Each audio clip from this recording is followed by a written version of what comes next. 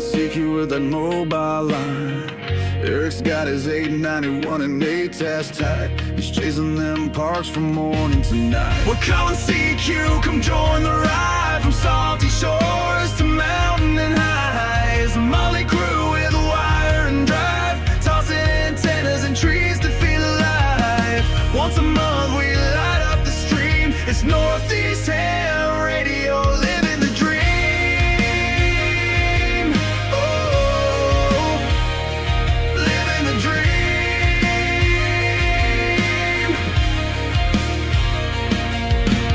Izzle's in the woods with a stogie lit. Got his logbook down in a chair that fits. But toss him a chip with that barbecue tang. You'll get a ran in the Hamburglar fang. Matt builds them tough and tunes them clean. Reliance hits like a well-oiled machine. Toss a wire in a tree, no need to prepare. 5-9 signals floating through the air. We're calling CQ, come join the ride. From salty shores to mountain and highs. A motley crew with a wire and drive, tossing antennas and trees to feel alive. Once a month we light up the stream. It's Northeast Ham Radio, living the dream. Oh, living the dream.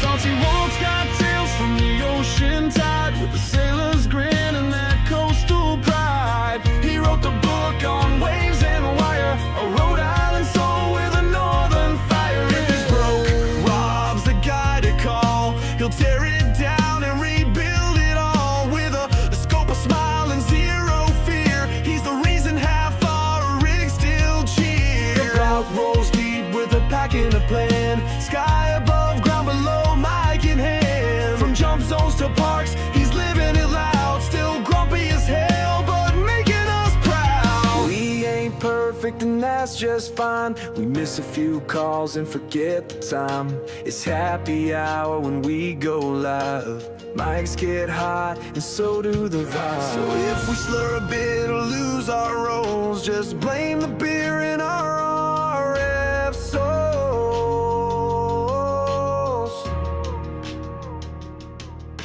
Marvin's got the badge and the winter plan. He'll brave the cold with a rig in hand. When the bands are rough and the tans are low, he's the ham radio guy putting on a show. From Rochester's Edge with a voice so clear, Mike's rocking AM on the modern gear. He's hitting the air with that VHF bite and logging port up till the stars say night. Todd's blowing finals at field day again. Still a proud general, won't let it end. Talks baseball more than he checks his SWR. They'll snag that contact from a mile too far. Let's roll slow through the woods and mud. Mass plates on the FJ, tires chewing the crud. He'll find the path where the signals roam, with a calm CQ from his overland home. We're calling CQ, the signal's wide. From the coast to the pines on the mountainside. We're a band of hands with stories to share, tossing wire and trees, putting watts in the air. Once a month we fire up the screen. It's Northeast Ham Radio, where legends convene. Antennas and trees and friends on the air, for signals we chase and the stories we share. We laugh, we learn, sometimes we swear, but every month you know we'll be there. This is Northeast Ham Radio. Pull up a chair.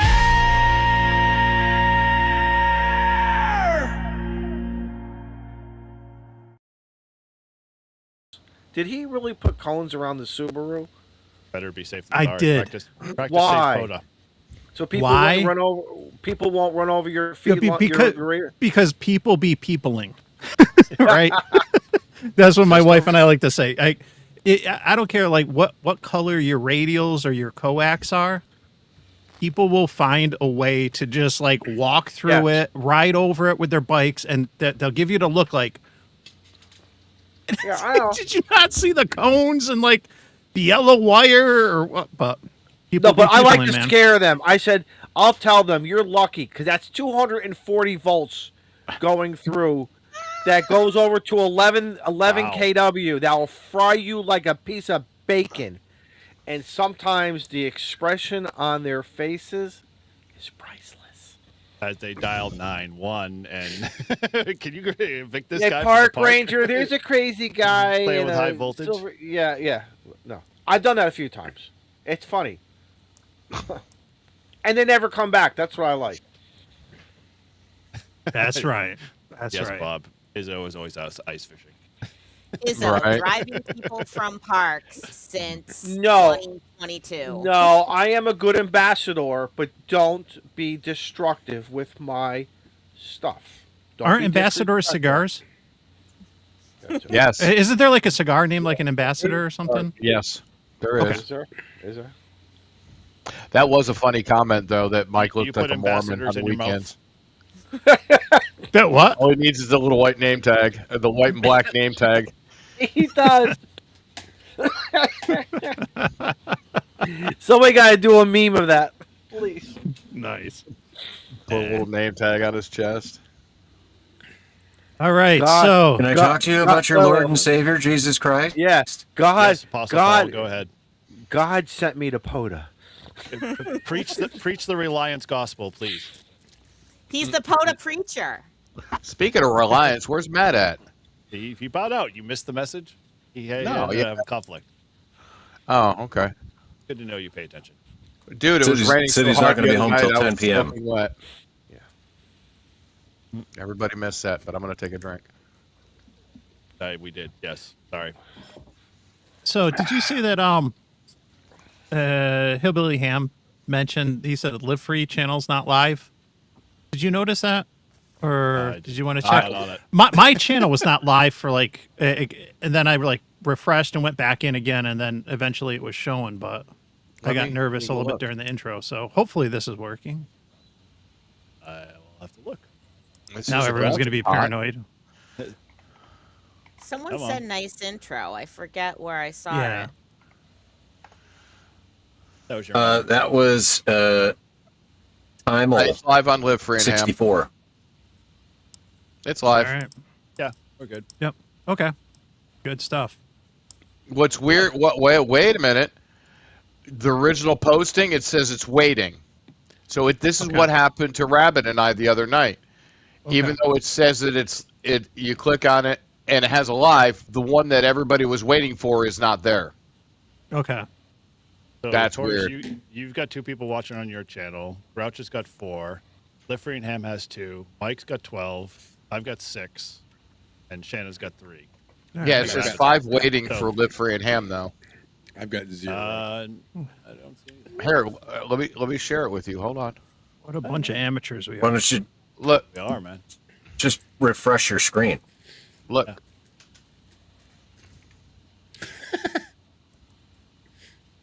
And everybody chatting in there. It says live on mine. That's wild. Maybe your internet's broken. Yeah, we're Nope. live. I just refreshed it and it's still dead. Interesting. That's Well, weird. It was live. It was live for me when I just pulled it up. Take a break, Yeah. go soak. Take a break, go soak, and then, come back to us. Just soaking up this alcohol. Oh, God, this is going to be bad. Yeah, I just went to the YouTubes. Yours is coming in for me now. So YouTube's just taking a break today. Yeah, it's that's what happened to Rabbit and I. So Eric, how are you doing, man? I'm doing good. Sorry, Ed is over on my chat asking us, what the hell's going on here. So, doing Yeah, well. Mike I Smith guess says it's not working on Live Free and Ham. it's Guys, odd, like yeah. I'm that- watching it right now. Yeah, I know. Yeah, but if I go to my channel and I click on like the live section on my YouTube channel,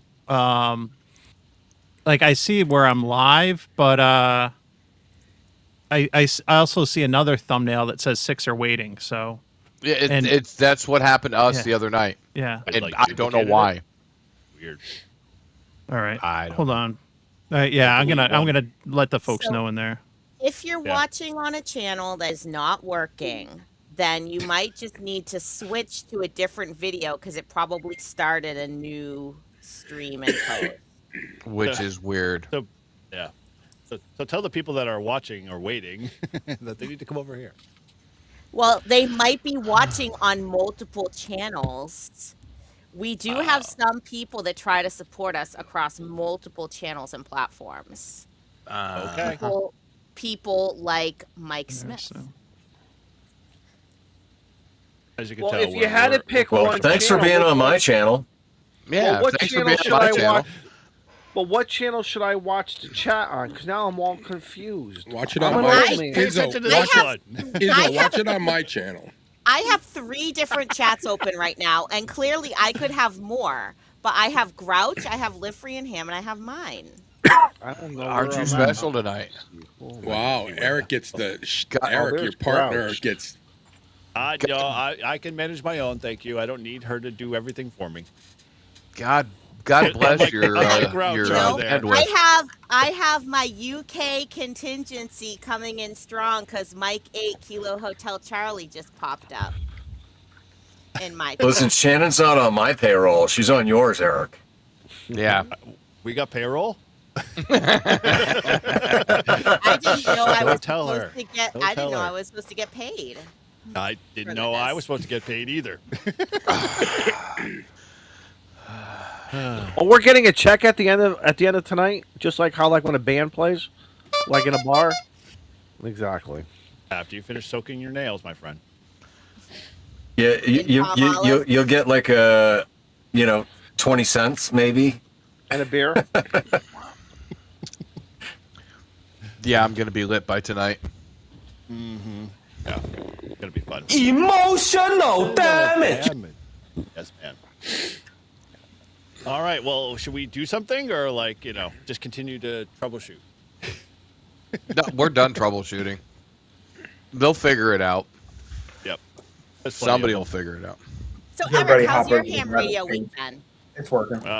Wonderful. We've done not a whole lot except for the 5-2 challenge, which has been phenomenal. I broke. Come in. Do you hear Who's that? knocking?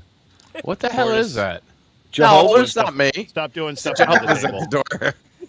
Stop The doing stuff Amish? under the table. Knocking on heaven's door. My hands Do a are little above. party. I know, right? Exactly. Everybody, head check. Nobody's Is that speaking. you? Mission failed. We'll get them next time. Train wreck. This is awesome. Holy dog shit! For those Who that is aren't steering this monetized, ship right now? Mike's supposed to be steering the Your ship. mom. He's absolutely quiet. All right, there you go. thank you. I left that The for guy- previous order. There we go. Everybody focus on N2MAK. All right, ladies and gentlemen, boys and girls, licensed and unlicensed amateur radio operators of all ages, Northeast Ham Radio proudly brings to you us for another live stream happy hour. A bunch of hams in the Northeast. We do this thing monthly. Thank you for being with us. Thank you for finding the correct links because we are a bunch of amateurs and whatnot. So let's get this thing started. We do not have a show topic, right? But Yes, we do have something fun we're going to try later. So We have the death yes, we of do. Chuck Norris. we do have, yep, That Chuck is the Norris. show topic. Chuck Norris died. Death is currently in witness protection. Jesus Christ. That's hilarious. I Chuck actually Norris had a doesn't sleep. tear. He waits. I actually had a tear today, but then I saw another meme that had some men's lounge, where women like to dance, and it said 20 girls but 39 legs. And at first I'm trying to do the math. I'm like, wait a minute, that means one of them one of them is missing something, right? And that kind of broke my sadness. Your brain, So- too? So if you are in the chats right now, drop your favorite Chuck Norris meme. Yes. We have Mike 8 Kilo Hotel Charlie. Chuck Norris once slammed a revolving door. Come on. That's funny. Let's do ham radio themed one like this one.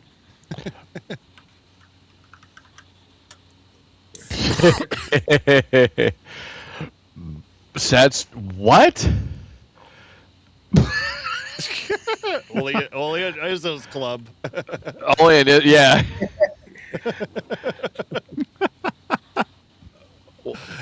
Oh boy. Well, hey, you know what? 15 minutes in. Let me take control and let's do some quick intros and stuff because we actually have somebody new with us for Yes, the first we do. time on the Northeast Ham Radio Happy Hour, and so we'll get to him last. But first, 'Cause it's let's do ladies first. Let's start with Shannon. How has your Ham Radio week been? What have you been up to, girl?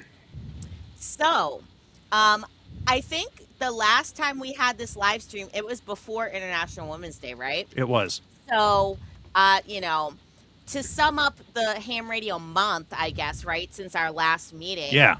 We had International Women's Day Wild Pota Party. It was really awesome. I was on tons of different live streams supporting that and promoting that, including, Ham Nation, Ham Radio Crash Course. We had a completely YL stream devoted to that, as well as the Live Free and Ham YL stream. And then, Women's Day rolled around. We did our Women's Day thing. It was a beautiful day. It was like 60 something degrees. Went to Minuteman Minuteman National Park. Met up with K1 SOE. We made 48 contacts that day on 100 watts SSB on 10, 12, and 17. The bands were so packed because it was that DX contest, so it was a little hard to find spots. That's why we kind of stuck to the Wark bands, which I'm sure you love, Mr. Wark Band over there. Yes. And then on the Monday the 9th until Sunday the 15th was the YL WWA, which had like 200 YL activators from around the world. Many tens of thousands of contacts were made, maybe even hundreds of thousands. I would have to check, to be honest. I personally made 400 contacts SSB with like 27 different countries. My best day in terms of contacts was Thursday. I got like 172 contacts in like 2 hours and 45 minutes with 12 different countries. And then my best day for countries was, I think, the Monday. I made like 80 something contacts or 90 something contacts with like 20 different countries. Oh, wow. So it was really good, and it was mostly, like I said, mostly my favorite bands to activate on are 10, 12, 15, 17. That day, Thursday, I did go on 20, so I think that was how I got the most contacts on that. But spread out the love, guys. Like, let's use 17 and 12 and 15. There's such nice Soak it bands. in, Shannon. Soak it in. Soak it Yes, I get all the best contacts on those bands. And then to top it all off, this past Sunday, Miles went out and he did his first POTA activation, guys, at 7 years old. So I had to I set everything up for him. I set up the radio. I did the logging for him. I wrote down what I wanted him to say for CQ. It was a Youth on the Air contest for IARU Region 1. So he called CQ Yoda, CQ Youth on the Air. He told his name, his age, and his location. And the very first station that came back to him calling CQ, we were on 15 meters, was a station from England. It was Golf 4 Bravo India Papa. Of course it was. Yeah, of course it was, because the English people, they just naturally flock to me, okay? They know that I put out those vibes. So he was like super excited about that, and then a couple days later in the car, he was like, "Mama, I wish we could do a POTA activation." I was like, we can do it anytime you want. And he said, because I love DX. So I was like, yes, that's my boy. I've created a little monster. But that was so cool, and I'm so happy and so proud of him, and can't wait to get him on the air and get him calling CQ some more and making some more contacts on his own. and hopefully starting for him to study and get his license. Very Yeah. cool. How old is he? If you don't mind me asking, if you don't want to say, that's He fine. but I is can't remember. he is 7. Okay. He will be 8 in July. On Okay. July 20th is his birthday. I know when my son got his tech in general, he was 11, but there were kids in our region that got their license years before that, like when they were much younger. So In the it's womb? no. Well, they were all soaking it up. That's why they were all soaking. It Yep, up. they were.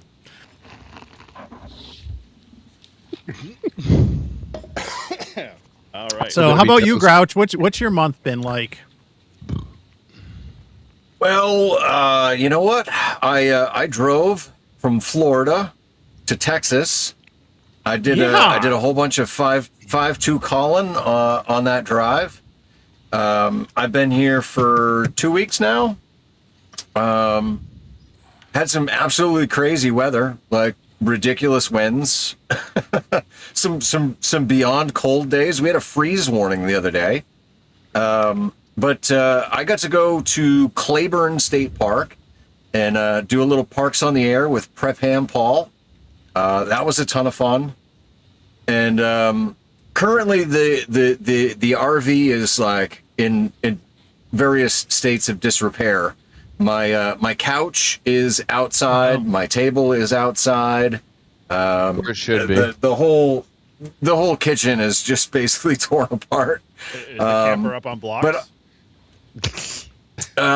you know what? I will say this. Listen, the stabilizer jacks work amazing because it was taking like 50-mile-an-hour winds broadside, and you know, it didn't move, didn't shift, nothing. Like it just took it. So yeah, but I'm looking forward to tomorrow finishing up the wiring. I realized that I ordered not enough of the terminal lugs that go on the 4/0 wire, and so I'm going to be like 4 or 5 short. But that's okay. We'll get it figured out. I think Mr. Vern said that he had a few that I could borrow, and then I'll just replace them. So. But it's been really cool hanging out with the Sixes, Vern and Renee, and I think on Thursday I'm going to go to Texas Skydive, and I'm going to do my my first skydives in Texas. Nice. Now, didn't you help get an antenna up for Vern? Actually, both Vern and Renee. Yeah, so Renee had a 20-meter only wire up. Okay. And so now she's got the Reliance base camp 56-1. And so she's soaking in RF. So I mean, it's impressive. I verified in the radio without the tuner. She can play on 60. She can play on 40, on 20, on 15. I think 12 needed a tuner, but 10 anyways. I think 12 and 17 she needed a tune, but it was tunable. It was under 3-1. So Renee's got the 56-1 base camp, and then Vern has my original Bug Out Mini with the Kevlar wire.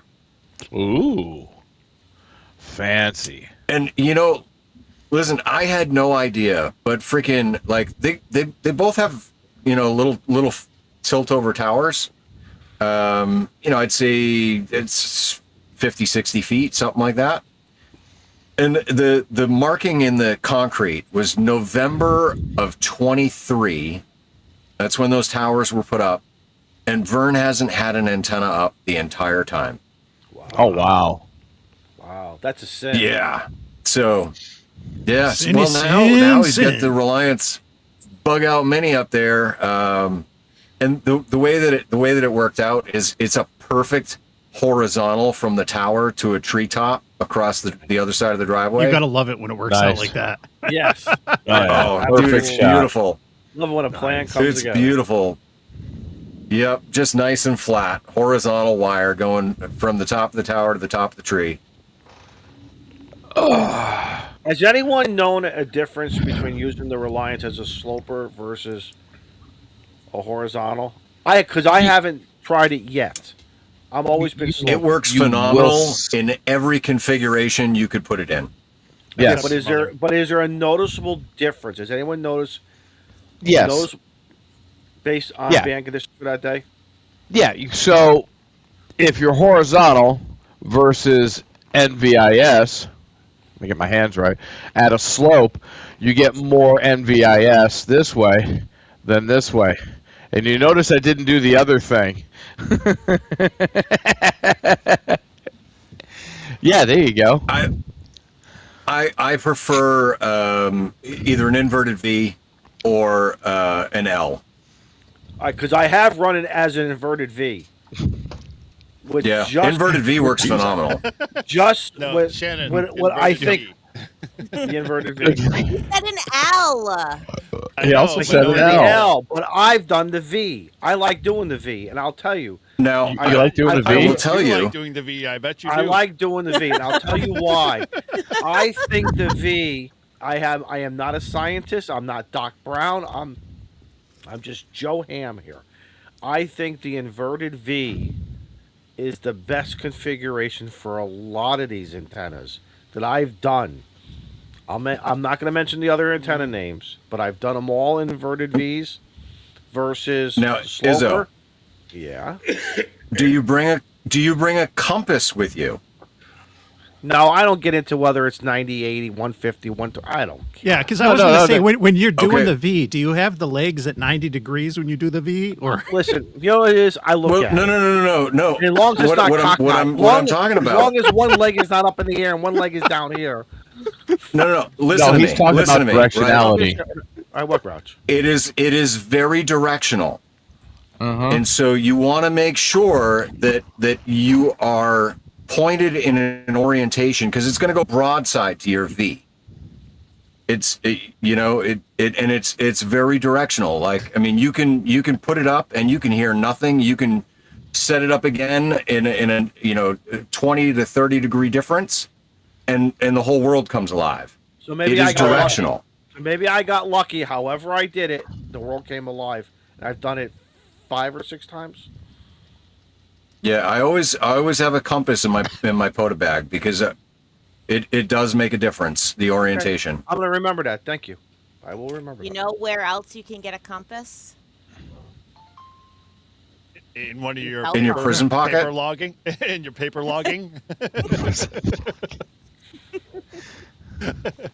That's a shit. All I know is the Reliance antenna lets out the bald Comes with a- eagles. Comes with a compass. It lets out the eagles because it's American made.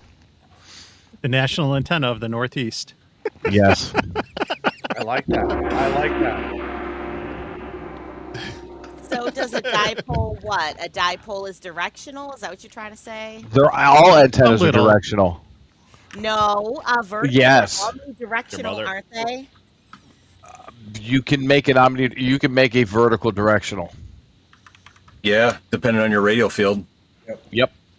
You can make a Got it. dummy load directional if you really wanted to try. Prove me wrong. Well, Eric, how's your ham radio month been? Oh, God bless America. Oh, where'd he go? He didn't want to answer. I'll be able to put some clothes on. Dude, what person has the controls? Take them away. Me. Doing good. Like I said, I've been plugging away at the 5.2 stuff. It's been awesome. I have to say, I have never had such a more like resounding, like, you know, kind of like community effort. Everyone's just like, oh, this is so awesome. And it's always, you know, fun to be able to just kind of randomly go out. Like, it's kind of weird because like people in 5.2, like when they turn their radios on or they scan, they expect people to like do skeds. And it's like, everybody asks me like when I'm doing this, do I do it at a certain time? I'm like, no, dude. If I do it at a certain time, what fun is that? Like Exactly. why would I spend the time like every time 2:00 but- I'm going to be doing Yeah, this? yeah, but isn't that like part of the like preparedness thing? Like, don't they do that in the beginning of The Walking Dead, where Rick is like, okay, I'm gonna listen to my radio on this frequency at sunset and sunrise every day for 10 minutes or whatever it was to try to make contact with like that other guy, right? Like in case you need me or I need you, like. Isn't that what you're Is that from I Am Legend, where he was listening to the broadcast and it was like at 6 a.m. and 6 p.m. or whatever the fuck it was? No, I will be here broadcasting. No, so they might have did that in I Am Legend also, but I remember it from The Walking Dead in like the first season when Rick meets up with the black guy with his son, and I can't remember his name because I haven't watched the first season of The Walking Dead for a real long time.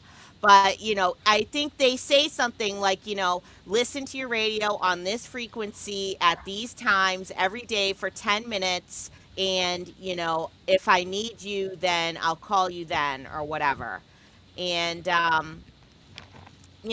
I think like that kind of makes sense to do it at the same time every day so that people can expect you or know when to listen or whatever. You lost Yeah, me a long that's time something ago. like, isn't it the Wilderness Protocol? That's what I'm saying. I yeah. thought that was like Where, part of where the there's like protocol. fixed times and frequencies. Yes. The top of top of the hour, you listen for 3 minutes and you go until it's also battery saving. You go to 10 minutes after, and then you wait for the next hour, and you can be on the hour, half hour, etc. It all depends on which protocol you're following. But Is there a soaking there's protocol? I don't know, but All right, guys, to challenge you, Ape just said the inverted V is more omnidirectional. Yep. yes, it is. Well, I'll say this. Listen, Ape's a smart guy, okay? And maybe on paper it shows up as being omnidirectional, but I will tell you, my experience in the field, changing the orientation by 45 to 90 degrees makes a world of difference. Yeah. So omnidirectional might work on paper, but in the field it can be directional. There are rumors that Chuck Ta-da! Norris gets his configurations from Ape. I'm just saying. Wow. Okay, well, No, Ape. Here's the thing I love about antennas. You can look at antennas on paper and you can look at antenna modeling and you can go, oh, this antenna is going to perform this way. And when you get out in the field, it's a completely different freaking animal. You're absolutely right. You just need to go out and fucking play with it. Right. Like, You're fuck your absolutely right. book smarts. Your book smarts only go so far. Like, As in well- the field is where it matters. And Grouch, propagation at 10 o'clock in the morning versus 2 o'clock in the afternoon versus could have also impacts on how your antenna plays. Yeah. too. Yep. So, and the band you're on and listen, it's a lot. The point is what? Yeah. Have fun. Have fun and experiment.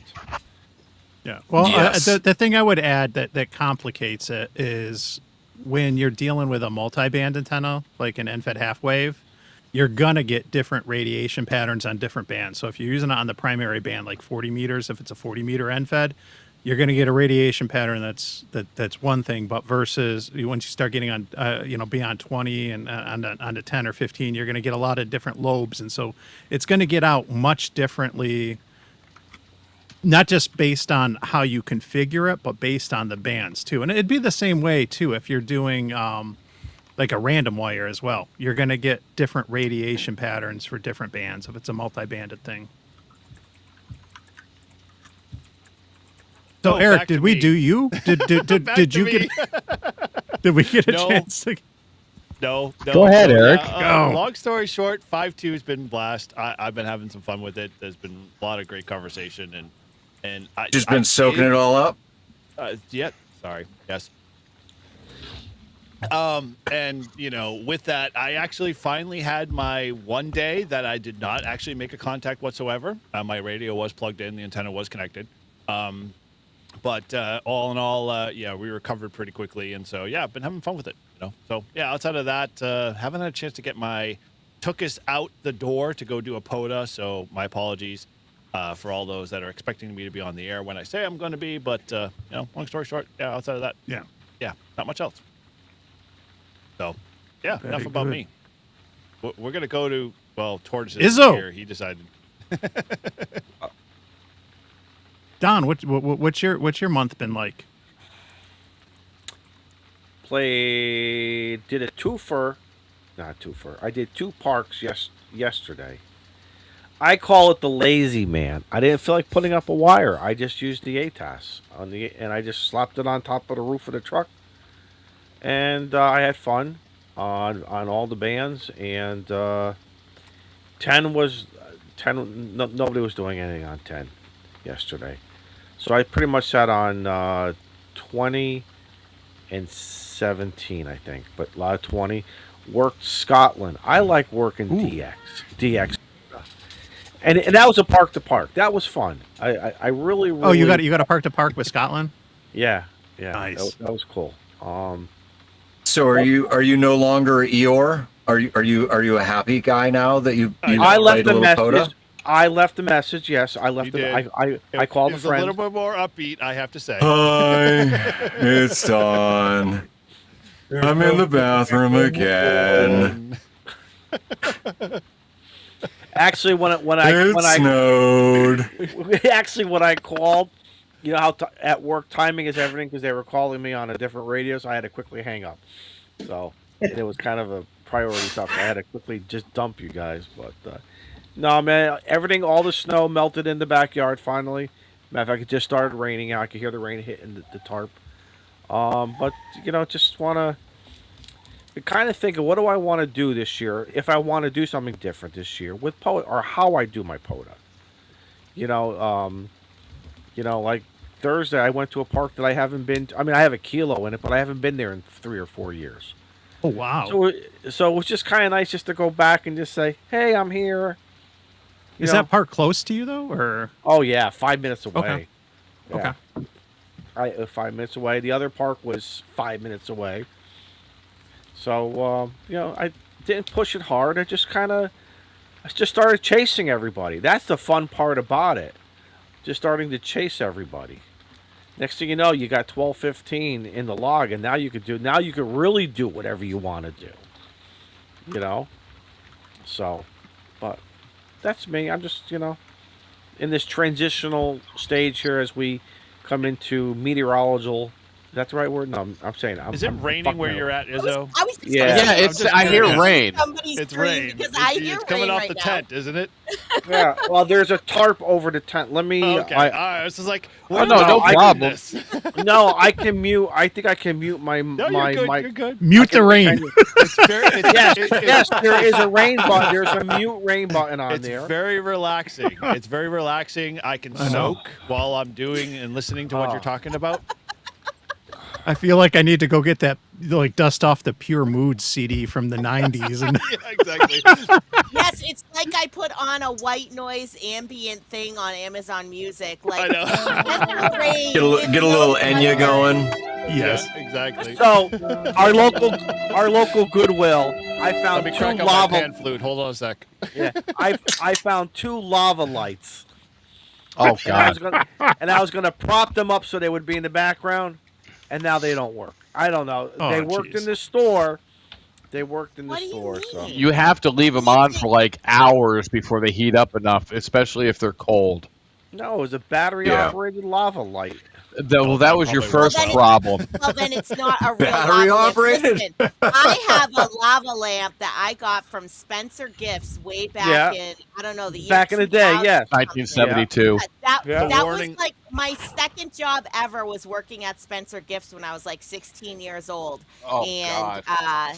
that was one of the things that I bought with my employee discount was the lava lamp. You could pick your base, you could pick your globe. I still have it. Yes. It's on my dresser back there.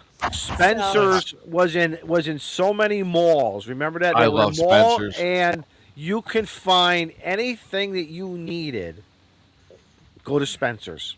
What Besides- were you looking besides for, the Izzo? adult store. Not anything you needed. Anything you didn't need, you go to Spencer's. is why Yeah, I go to Correct. but Spencer's. minus the adult store, it was the greatest place to buy stuff for gag gifts, bachelor Yeah. parties, whatever. Come on. Bar mitzvah. Izzo, we know mitzvahs, you had the Thanksgiving. poster over your bed of Sheena, the Princess Warrior. In No, like, you her know what I skirt had? plaid, like, No, forget that. I had to Temporary keep. Mayor I had the velour. Was it velour? Keep on trucking. He had a Velvis. No, I never had no Elvis. I never. No, you had no a Elvis. Velvis. You had an No, Elvis on velvet. No, I had to keep on trucking guy. Yeah, with the big foot coming down. If you know, you know. Yep. Keep on trucking. That's funny. Yeah. What about you, Tortoise? What's Life's your a month garden, been like? dig it. What? What'd you say, Paul? I said, life's a garden, dig it. Right. oh, And to acknowledge Mike, thank you, sir. Not much this week, dude. I've been on this extended vacation, which has been awesome. But I have to go to work on Monday, first day, and dude, I have been doing nothing but sleeping in, getting online, doing Rabbit and I's show, which the same thing happened to us. So yeah, it's a YouTube problem. It's not my problem. So Now, when But- are you going to do this? The Tortoise and Rabbit weekly now? we're gonna try to. Okay, and which day are you going to do it on?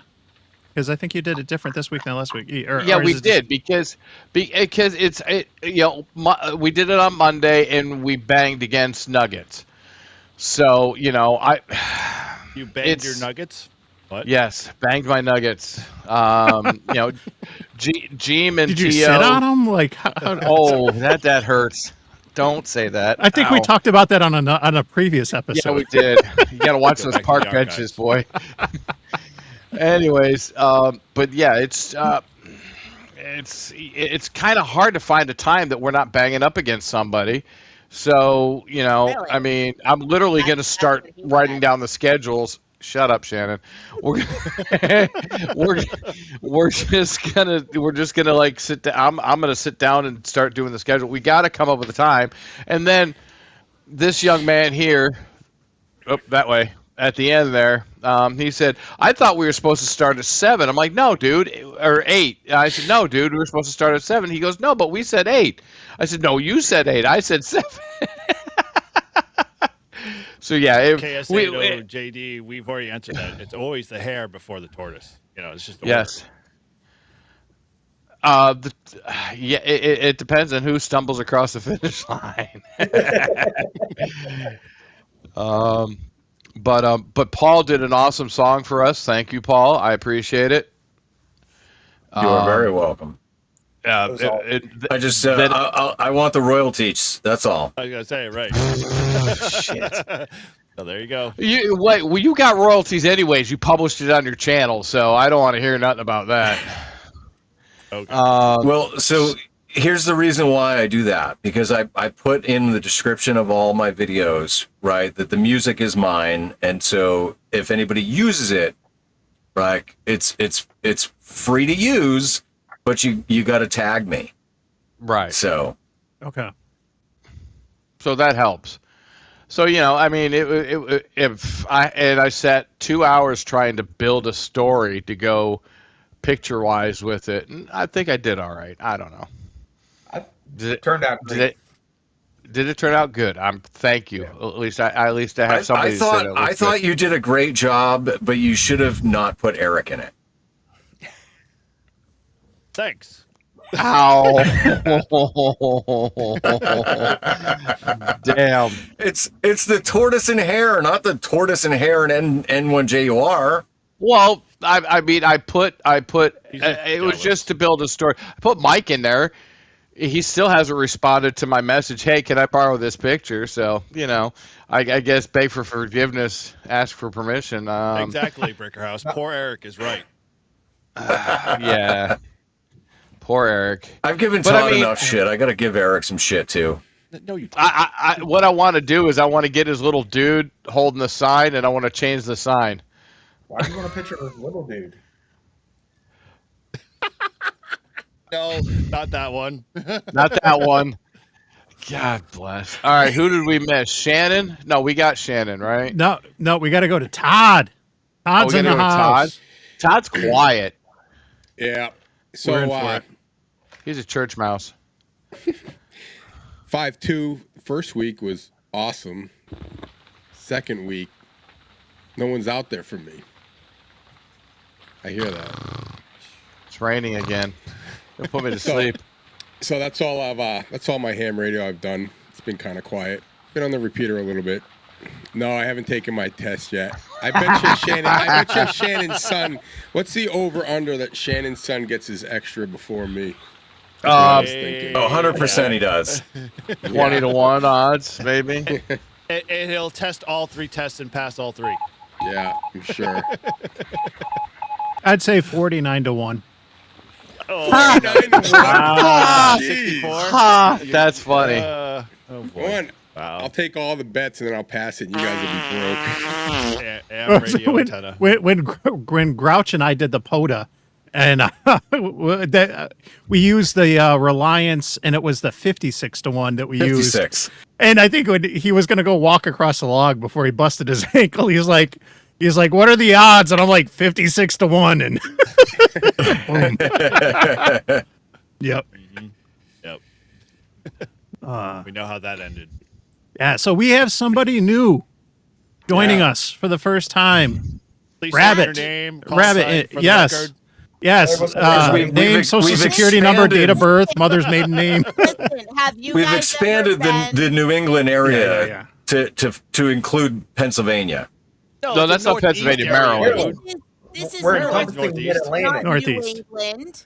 Okay, so and if we include, isn't Matt entry VAN from Pennsylvania or New York or something? Yes. So we have Yeah, to he's include PA. Rabbit. I'm But I was Maryland. going to say, listen, have you guys See, ever been to Maryland's Rocky Horror in there. Picture- It's a small little Listen. state over here. It's perfectly fine.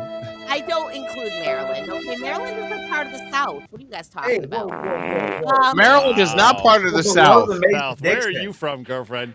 You live people. All the same. Wow. I'll go activate the Mason Dixon for you, so you know where it's at. But listen, okay, have you guys ever been to Rocky Horror Picture Show at midnight when they have like special things for virgins, right? Their first Yes. time going to see the show. Izzo knows what I'm talking about. Thank you, Izzo. Who knew that Izzo was Izzo's the a virgin? freak here? So the Okay? second time I went to Rocky Horror Picture Show, I remember I brought a piece of plastic with me to cover me. I brought toast and rice, and if you know, you know. Wow, Izzo, I gotta make a heart with you right now, Izzo. He's busy holding a cigar. Stay on target. Stay on target. Oh, it's easier to make a V. So if Rabbit is like the Northeast Ham Radio Virgin, like what is our induction ceremony include? Probably soaking. I think we should adopt the same one Grouch does. After Lots they of get to a soaking. certain- another jump here. I'm drinking from an empty glass, so I'm good. The skydiving naked, that's an option. We could always go that route. Naked skydiving? No, skydiving naked is jump number 100, and that is all. Right. So to join this club, they have to do a POTA naked. There we go. Blah, Not blah, that blah, any blah, of us have blah, done blah, that. blah, blah, blah. Rabbit, you will be the first one to be inducted in this one. Well, all right. We have three Fair enough. questions. We have 3 questions for Rabbit. These will be the induction questions. This will be familiar with some of these. All right. So, first question: which state in the Northeast has the best maple syrup? Answer Canada. right. Duh. Vermont. State. Vermont. New Hampshire. Depending on who you ask, Canada's part of the states. He's right. Canada's a Providence. That's only Alberta. Okay. All right. Next question. A1. No, pass. You sank my battleship. Okay. Chowder, red or white? White. Dude, don't answer the Gross. Yeah. Gross. You don't like All right. powder couch? No, the red chowder. The red chowder is Yeah. gross. Yeah, no. Gross. just No, all regular. chowder is gross. Wow. And Well, the if you French had to dip, have I one, it love would be white, right, Grouch? And what is the Maryland state seasoning? Old Bay. Or J.O., Bay. depending on where you're from. This is true. Old Bay. Okay. J.O. is the real seasoning, but nobody knows about that. I don't know. Rabbit, can we all converse? barbecue. Wait, barbecue chips? Yes or no? Of course. Pass. This is not the Ham Radio Crab Clubhouse. He said pass. He said pass on the barbecue chips. I like this guy already. Crab chips. Crab chips, really? Barbecue chips are good. sauce in general is fucking gross. Crab chips. And so if you want some, I'll send them your way. Bring them. I like crab cakes. I like stuffies too, What- but they don't what have is- stuffies in Maryland. What does Grouch like to eat? He doesn't like chowder. He Steak doesn't like barbecue. and potatoes. There you go. Whiskey. And Right whiskey. next to I don't think we Battlefield. can. I don't think we can answer that question live. Good on scotch. stream. Oh, wow. Wow. I wasn't gonna go Well, there. I was mean, thinking yes, food, I mean, but in all whatever. fairness, I am partial to tacos. I bet you are. Man, I'm dropping audience members. Why? Sorry, people. I appreciate it. Everybody lost monetization. No, they're going over to get the free deals over at or the cheap deals over at H2 Ham Radio 2.0. It ain't Grouch starting only for a hands? few minutes. People can open up 2 browsers. Wait, Grouch has an only hams? He is. No, I recently learned that was like $12,000 to sign up for. So I'm still Oh, waiting yeah, on you- my Christmas card. Yeah. Still waiting for the Christmas card. All right, listen. So how was my month? Hey, Mike, how was your month, dude? Mike, are Yes. you on the rag this month? No, I am not. Emotional damage. Thing out of the way. I'm a sad ham. I said it. No, but most of my month has kind of been, devoted to this whole 5-2 thing. But I'm going to say, because not a lot of people know the story, the genesis of this. And so, and since Izzo's here, I got to give him his flowers while he can still smell them. I got this idea back in the fall, and I was like, oh, you know what? It'd be neat to kind of challenge people to call out on 5-2 for 52 days, just, playing off the 52-5-2 thing. And I sat on it, and I just overthought it, like all of us hams do. We overthink things. We overthink antennas. We overthink mobile installs. We overthink everything when we know damn well, as soon as we do it, we're going to think of a better way to do it in the near future. I literally And- have a sticker on my skydiving helmet that says, "Hang on, let me overthink this." Yeah, I love that. So I overthought it for months. I'm thinking like maybe I do it by myself, and then I quietly, and just like like a stealth launch, and then after I do it, then I like, okay, I just did this. Now I challenge all of you to, and then I don't know. I kind of what prompted me to do. Oh, I know what it was. It was the fact that May 2nd, 5-2 was coming up in like 2 months. And I was like, it'd be cool to do this challenge before, try to get people to do it before 5-2, right? Al Gore invented it, yeah. I just placed an order last night too, James. I ordered some stuff, but anyway, back to the 5-2 thing. So I kind of was like, you know what? And sometimes, to kick us in the ass, we need deadlines, whether they're artificial or they're real. And, knowing that, well, geez, March and April, there's just, a few extra days than is needed to do this 52 days. Let me maybe do this. And I reached out to Don. I sent Izzo a message. He's the first one to know about it. And I was like, hey, I'm thinking about doing something. I don't know if I'm going to do it yet, but you got do you have an opening on Clubhouse so I can maybe come on and kind of help roll this thing out? And, those guys say, once you're in, you got the keys anytime. And I reached out, and that's like the first time I've ever said, hey, can I hop on? In. Yep. And he was like, I love the idea, do it. And, he kind of was the one that pushed me over that fence. Sometimes we just need that little push. And that was from Izzo. And holy shit. Like, the fact that this has caught on like it has, it blows my mind. Eric's out there doing this every day for 10 minutes and putting up videos. And he's not the only YouTuber. Other YouTubers are putting it out there. Others are doing it in social media. I know people are doing it, not just in New Hampshire, but they're doing it down in Alabama. They're doing it out in Wisconsin. They're doing it all over. And then, you got to comment on your video today. Like, one of the people that was participating in the challenge was the first contact for a new technician, That and was awesome. And it's like, yes, this is why we are doing this, and it took off on QRZ. It was on Amateur Radio Newsline and some other things, and it's just great. I wasn't expecting it to kind of take off like this. And I wasn't expecting last year when I did the thing with the 6 meter FM day, the 525-25. But no, that this is great because, at the end of the day, like, I say it all the time, but, leave no band behind, because if we don't use it, we can lose it. And it's happened before. And I think there's something special about these FM simplex contacts, because a lot of the time that we're doing FM simplex, we're just on an HT or we're in the car, right? And you're not expecting anything.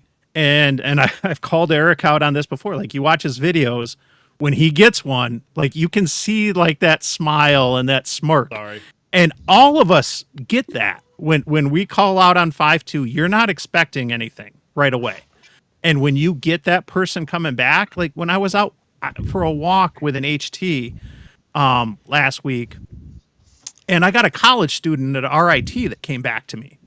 Now, RIT is just a few miles away, same town, but holy cow, and he had a 1 call, which threw me for a loop at first. I was like, KC1, what?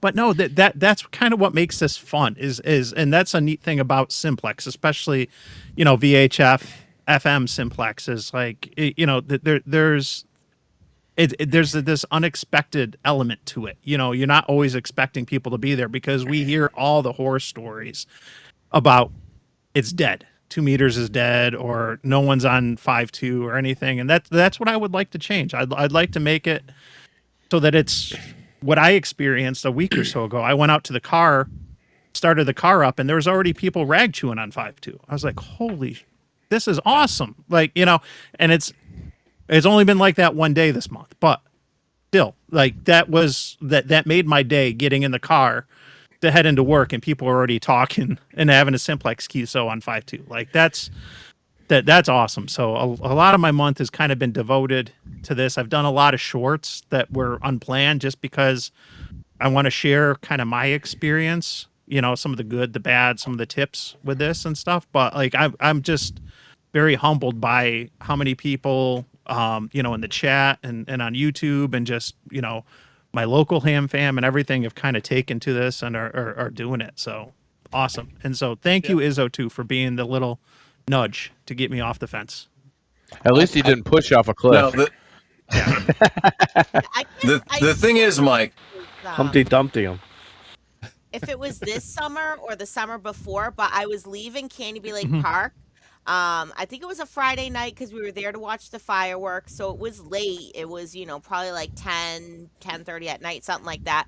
I got in the car, and I turned on the radio onto 5.2, and there were people having like full-on conversations on there. So that's in like Salem, New Hampshire, right? So, Okay. People are out there. You just gotta, make some noise. Be the activity you want to hear.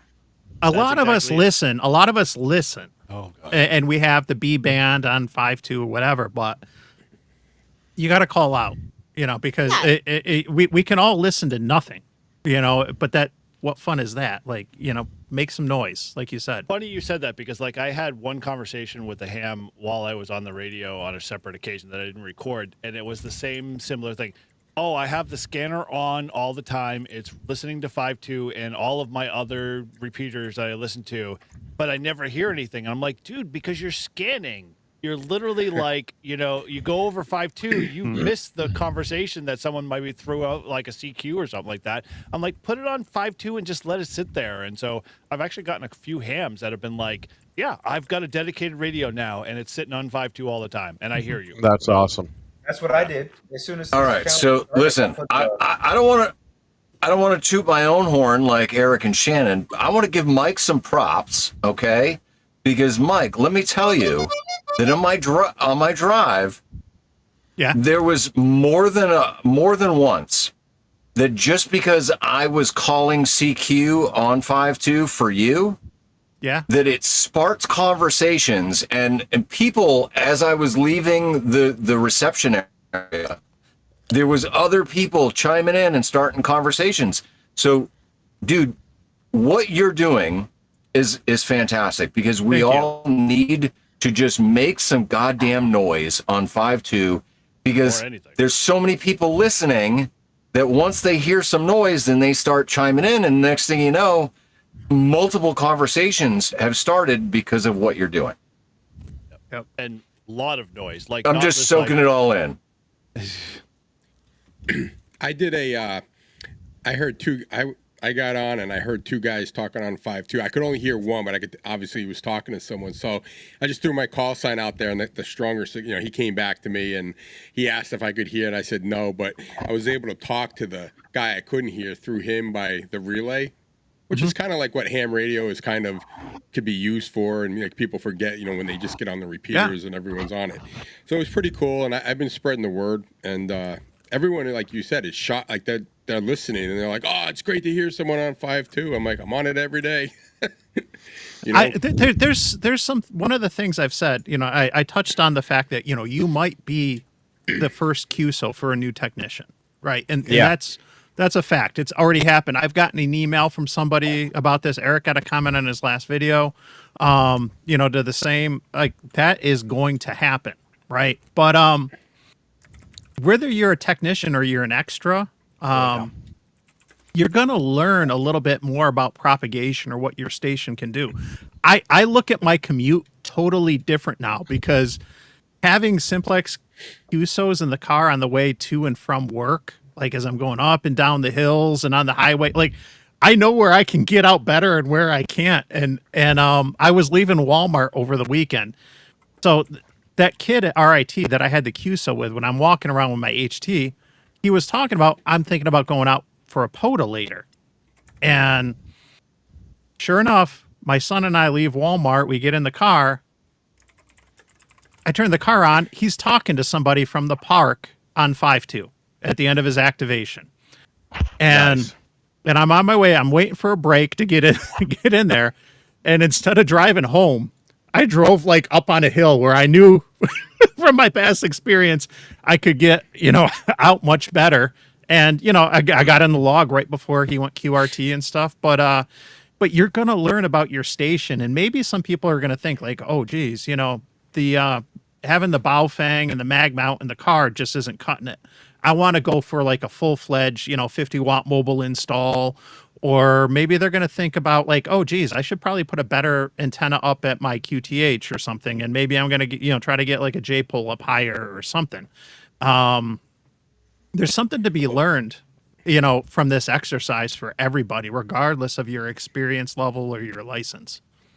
Well, Mike, I can tell you that I had a contact that I was making a couple times. I think I did 2 in a row, 2 different days, but the guy was about 2 towns away from where I work. And then I picked him up in my town, and he was actually clearer in my town, which is now 4 towns away. All right. So I'm farther away. There's more, but he had said, he goes, there's a, for where his QTH is and where my town is, there's like this direct ridge, and the stuff gets in the way where I'm the town I'm working in. So it's kind of cool to see that I was farther away. hearing him much better than I was when I was closer to him, just because. And he said, he goes, yeah, I've heard that before, that there's some kind of a direct, valley or something that we can. He gets our town better than he does the town closer to him. So that was kind of cool too. One ping and only one ping, sir. One ping, one ping only, Mr. Pacelli. Yeah. So, But like Todd's right. Like it's crazy, like how, like I'm excited to have the same people I contact day after day over and over again, because it's like, hey, we're just building this like conversation, which then just gets more people super excited about the whole process. So, I mean, I love doing it. I find it's crazy how people are like, I worked Eric. Yeah, I know, right? Did you put me on the video? Of course not. No, I did. If you actually paid attention, you were on the video. Oh, I am? Yeah, so don't give me Obviously, he didn't pay attention. No, he didn't. He didn't want that. Go back, team replay, subscribe, comment. Yeah, I don't have time to Ring look the at bell. Discord, let alone. Yeah, watching my video. Appreciate it. Thanks for the subscription. I get all the alerts, so I know he's always posting something. And the Grouches. Good stuff. And it's honestly, I think Eric's discovered, like, there's like a content gold mine for creators with this. Like, he's been putting out videos every day, and he's not alone. There's a lot of others that have been putting out videos like weekly or periodically. Tio, you've done a bunch of them and stuff. And I've done a few. I've been doing like a bunch of shorts, like randomly, where it's just like, oh geez, here's a tip, or here's what I experienced. And there's a lot you can do with it from a creator standpoint. Every time we see you, Mike, you're in a shirt and tie and a jacket and looking all proper. And, I was wondering if you were going to spread the word of the Lord Jesus Christ. And now I'm wearing my Woo-Wear hoodie. Woo-Wear? Why do you think where the bow tie came from? The POTA bow tie. I'm sure it was derived from Mike. Yes. That is funny.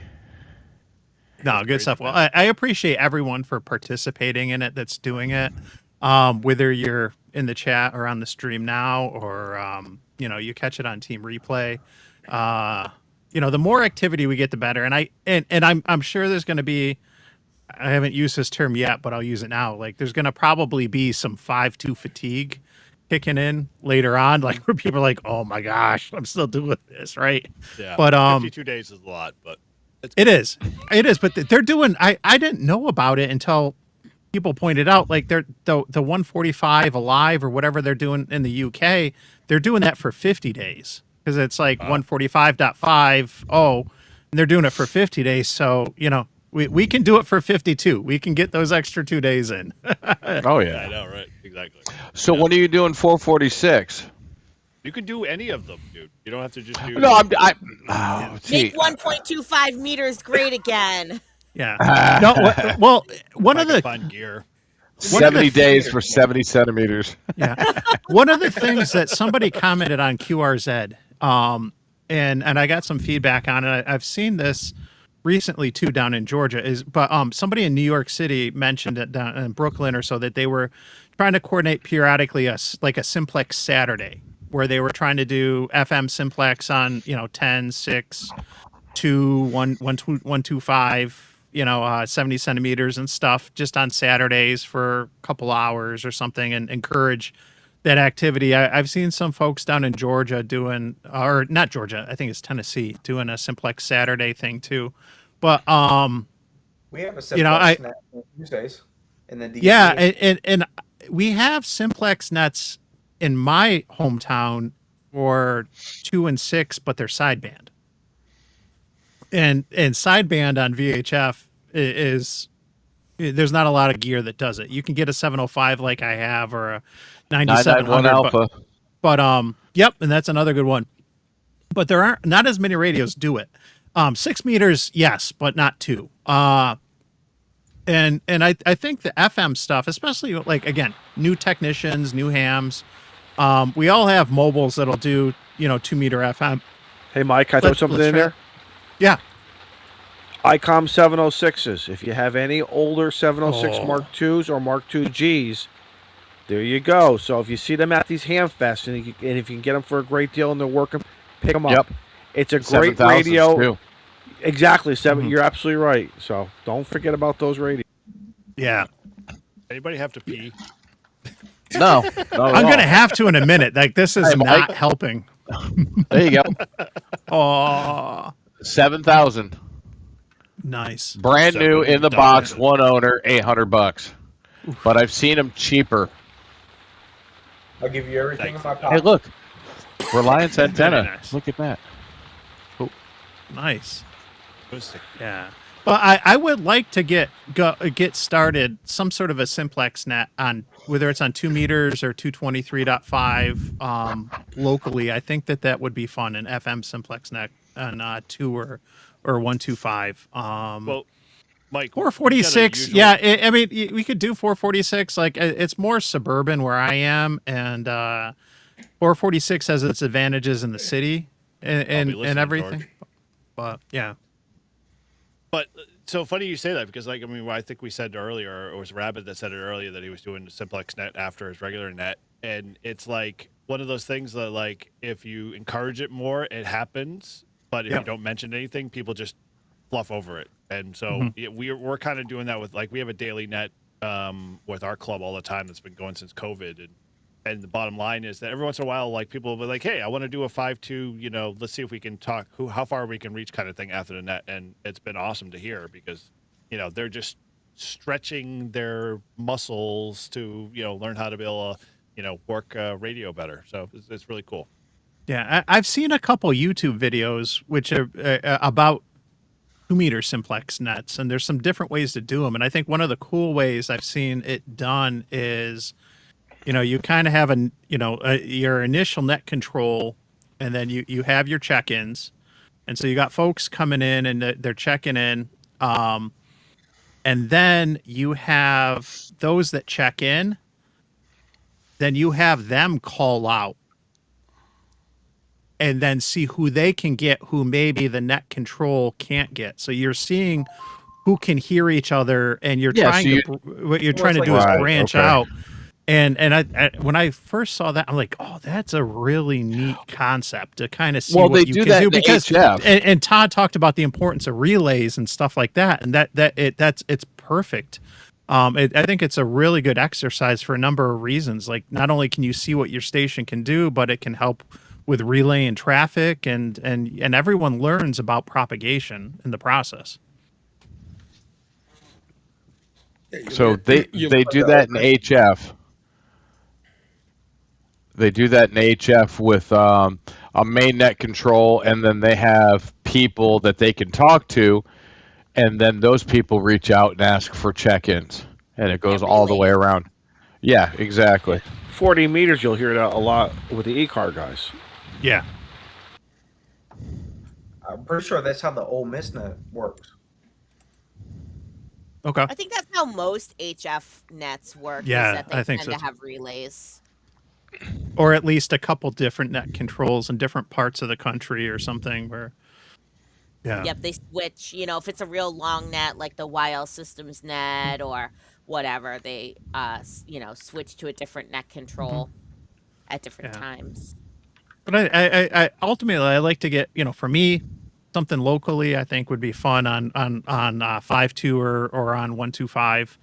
To FM simplex like once a month, just to get people active, chatting, talk about gear and stuff, but also kind of see what you can do and encourage activity, and then give that opportunity to techs as well to participate in some simplex nets and kind of learn their station, build their confidence and all that. So Yeah, I mean, to be honest, CARA, Cape Ann Amateur Radio Association, has a net every Thursday that they call the fish net. And they switch off between 1 week it'll be 6 meter simplex, and then the next week it'll be 2 meter simplex. I don't get on it only because I don't really have the right antennas for it. But I do have a 2 meter rig that does SSB. I have a Kenwood TM255, and obviously I have my FTDX10 that can do 6 meters. And I have a 6-meter homebrew hex beam that someone made. It was actually made by NQ1W, the Kara president. He like 3D printed the pieces, and he used electric fence posts to make like the little frame, and then you kind of put the wire around it. It needs to be like fine tuned a little bit. And I need a painter's pole to mount it on. So there is a potential there that I could mount that and play around with 6-meter sideband. I don't know if it would work on FM or not. It might. It just might not be that. Probably would. It just might not be that efficient or whatever. But so they usually, what they do is they start out on one frequency on sideband, and then they'll switch to like FM, or they'll try a little bit different modes.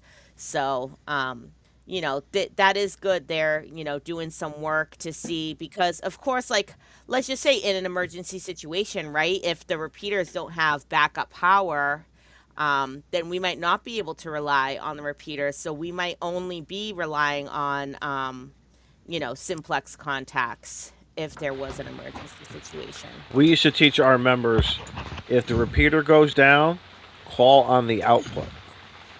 Yep. This way here, everyone could still hear you and everything. And yeah. So we've got a repeater here in Rehoboth. It's a W1 SMH repeater, and 147.195. I just pulled that out of my butt.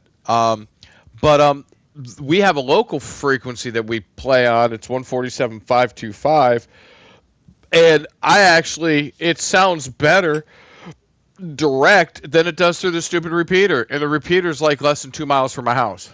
So I'm like, we just need to stay on the simplex and let the people who want to get in play on the repeater. But to Shannon's point, I think on Bruin Activate this morning, I threw a comment in and Eric brought it up. We are low key training ourselves for when the shit hits the fan. I mean, that's what POTA is. I mean, we could go any place and set up and be ready and hot and running in a matter of minutes. I've said that before because, I've listened to some Aries nets, and that's, they do their monthly training or whatever, and some of it's not very good. But then you listen to POTA activators, and they're used to pile-ups, pulling out call signs, being able to do exactly. it. And it gets you to be a better operator. It does. It mentally does. And you don't have to be a DX, competition, going nuts. You can just, you get the same kind of pile-ups on a POTA activation that you might get if you're doing a contest or whatever. But Todd, same thing down here. I used to hear the guys talk about what they have. I got a backup car battery. Oh yeah, that backup car battery on FM is going to last you how long? You know what I mean? Yeah. But a lot of them, they don't know how to operate. Like they're all about the thing, and they're terrible at it. Well, something too. They also forget. Turn down your power. This is why one of the reasons why I love Kevin K0KLB and the QRP, sideband on Sunday nights. But it's not just for HF. On FM, use the lowest minimal power. There's a reason for that. There's a secret reason if you get it. If you know, you know. And this way here, so regardless of whether you're running what type of battery, but we all know back in the day, car batteries were the worst. But we all had them. We still used them. Yeah. But for FM, they're horrible. But still, it would increase your endurance a little bit longer. But we've gotten smarter now, better batteries, different batteries. We're playing POTA, like you said, Todd, and we're doing different things. And I think that is the key. So I saw somebody in the chat was talking about a very simple 2-meter antenna. I've seen it in the ARRL manuals. I've seen it in so many 19-inch a piece of metal with an SO239. Take 3 or 4, come That's off what she the said. Yes, off the SO239 base mount there, and just again 19 inches, and that is the most simple. If not, get yourself an Ed Fong, Ed Fong. a J Paul. You Ed Fong, don't J even Paul. need to do that, Don. Yeah, I made Yeah, a that's 2 meter actually what I 17 have. millimeter. That's what I have for my antenna is the Ed Fong J pole and PVC. Okay. I've got So, both of I them. made one out of PVC pipe and aluminum tape. That's it. That's my Yeah. base station antenna. Nice. Yeah, I mean that's the great thing about Peel back the coax, higher bands, right? take it Is right that there. the antennas are so small and they're pretty easy to make and compact, so you can really fit them anywhere. I don't want to get on an Aries rate, but again, our small states here in the Northeast, this stuff of we're going to do it on 75 meters 80 is ridiculous, and I have proved it. I have proved it in Connecticut with 2 to 3 sideband stations. We can cover the state of Connecticut based upon our various terrain. We've proved it on 6 meters, but nobody wants to do it, and it started. A lot of this stuff started on 6 meter AM and 10 meter AM, and all of a sudden people wanted to go down to the low bands. And I'm like, you guys gotta be crazy. It's a bigger antenna. The noise of summer. I don't understand what happened. Hey, Yes, hey, Mike. James. James is right. Hey, Mike. If you're thinking about a really cool 2 meter antenna, and I've built a couple of them, it's the 5/4 2 meter antenna. 5/4. So it's a piece of coax attached to a PL259, and then that splits to twin lead, and then the one side of the twin lead goes up to a copper rod. I think it's like 40 inches, 39 to 40 inches long, and it rides inside of a piece of PVC, half inch. Yep, Hey, 45, worked 450 ohm. 450 ohm twin lead. You're absolutely right. Yeah, Theo's and right. Okay. I had one on my truck just for grins and giggles when we moved from Pennsylvania to Maryland, and it worked great as a mobile antenna. It was fun to run it, but it's Yeah. a really good antenna, really super simple, stupid build too. Scout, all you need is Scout makes the- a good point too. Those fairy. I haven't used one, but man, they look slick. Roll them up if you're 5/4 though, yeah. Yeah, Yeah, it's space. called a 5/4 antenna. 5/4 antenna. I have It's the almost like Ed an inch Fong and a roll-up. quarter, 1 1/4. 1.25. That's what she said. But no, yeah, I like Scout. I have the Ed Fong roll up, fantastic antenna. I have the 2 meter Faraday, which is great, and I have the 6 meter Faraday, which was pricey. I tried making a 6 meter J pole on my own, and I failed miserably. Tough. And Yeah, so they're I was tough. like, "F it!" I tried. I'm gonna buy this thing because it packs up so stupid small. And I've used it, and I mean it's long, like Wow. 6 meters is that's going to be a really long J pole, but it's awesome that it packs up so easily and stuff. I missed that. What was it? What was it that Dell said? Okay. Yeah. Pair of beads are rough, dude. It's funny, like people talk about it, and we talk about Brood Activate a lot about like just the, how we're practicing for MCOM sometimes, but like I feel like I don't like when I go out and do POTA activations because I bet you if you went through my kit, you'd be like, "What the hell's doesn't- wrong with you, dude?" Dude, it doesn't matter. You got out there and set up, and you're running, right? True. It's just like Vaughn when they went to that island to Oh, POTA, and he forgot the freaking adapter. What did he do? He cut the end off, shoved it into the back of the BNC, and wrapped the braid around the outside, and he was on the air. I mean, as Julie's freaking out. He really But, I mean, pulled it a worked Chuck Norris, perfectly. didn't he? He pulled the did, Chuck yes. Norris. Chuck He did. Norris, 100%. One of the fun things, with POTA for me has been, just like having to adapt, right? And there was a period in the beginning where, and I think a lot of it was driven by that fear of doing things wrong, or fear of failure, and over planning, over packing, over preparing, and everything. But after, I don't know how long it was, at some point my mindset changed, and all of a sudden it's like I'm not afraid that things don't go perfect, or or even if I fail, Yes. it's fine. And there's something to be said about the the improv that takes place in the field, because you never know what you're going to expect. And like those instances where you've maybe not been able to use the antenna you want to use, and you got to use something else, or you got to deploy it a different way, or you have an adapter that isn't working and you don't have a backup or whatever. And those scenarios, well, they're frustrating those few minutes, but when you work through that process and you figure things out, to me, that's actually sometimes more rewarding than getting like the DX or whatever. It's like that the exercise and the troubleshooting, I think, is what's really beneficial, and just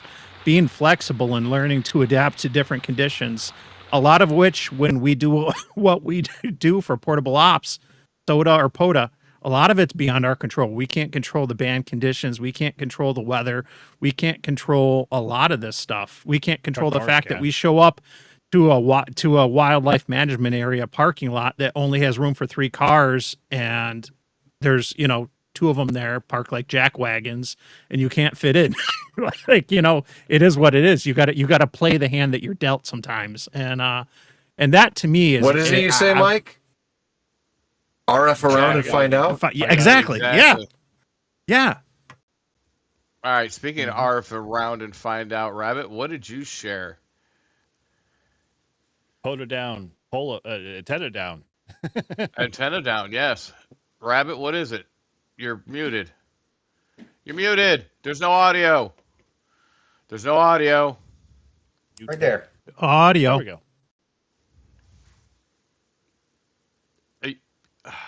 It's just coax right here, and it's taped with aluminum tape on PVC pipe. Just 10-foot piece of PVC pipe, just aluminum tape on there, and this is my base station antenna. And I piped 50 watts of power through this, and no problems. And I can hear probably, depending on where you live at, probably like 3 counties over. So No problems. that aluminum duct tape? Yeah, aluminum duct tape. And it's shit. If you could zoom in, it's not perfectly put on there. It's okay. Somebody can enhance it, because I can't enhance. I am not that talented. Enhance. And biggin. Enhance. Come on, Rabbit. That's as big, rookie. That's as big as I can make it. Okay. Yeah. But yeah. You'll have to write the instructions out for these wee folk. So I actually stole it from somebody else on YouTube. I can't think of his name to save my life, but I was typing in, how to build one of these with just aluminum tape, and this is what popped up. Cool. And it works amazing. I get on every net from here up to, if you knew where I live, but pretty much up to DC, 30 miles an hour. Damn. So you could talk to the president if you wanted to. Yeah. Does he have a license? Yeah, I was gonna say, You know what? I don't know. no comment about the intellectual ability of the. Oh, here we go. I bet you if we talked to him, Trump would have his extra before you. Something. I don't know if I've done it at all. I can't help you here. I already have my extra. What are you talking about, Michael? I got my license. It was the best test that was ever taken. It was written by me. I answered all the questions 100%. If this doesn't work out, thank you, Paul. Probably I will do it. I would almost say definitely. Well, hey, this is a good segue. They were perfect. To segue to what, Mike? A segue to some questions, okay? Who's questioning? I am. It's a segue. I have some questions for you, and I have some questions for the audience, okay? Let's switch scenes. I can't get it up. It's just. So hey, we have something new that we want to try, Why me? Oh no! and We'll do it live. Fuck it. and so Do it live. I got some 2-meter trivia questions here, and you can participate in the audience. Obviously, you just got to put hashtag answer and then the letter that you want to answer the question with. And That's so, a lot, Shannon. dude. That's a lot to put in there. Who do we lose? Oh my gosh, that's the only way that will work. Otherwise, if anybody types Yeah. a banana, it's Yeah. gonna like not pick up on it. yep. So I am going to. I know. I won't words are be tough. looking at the chat during this because I gotta dive Can't kill into it. the trivia app and stuff. If I But vote- how many days? 5-2.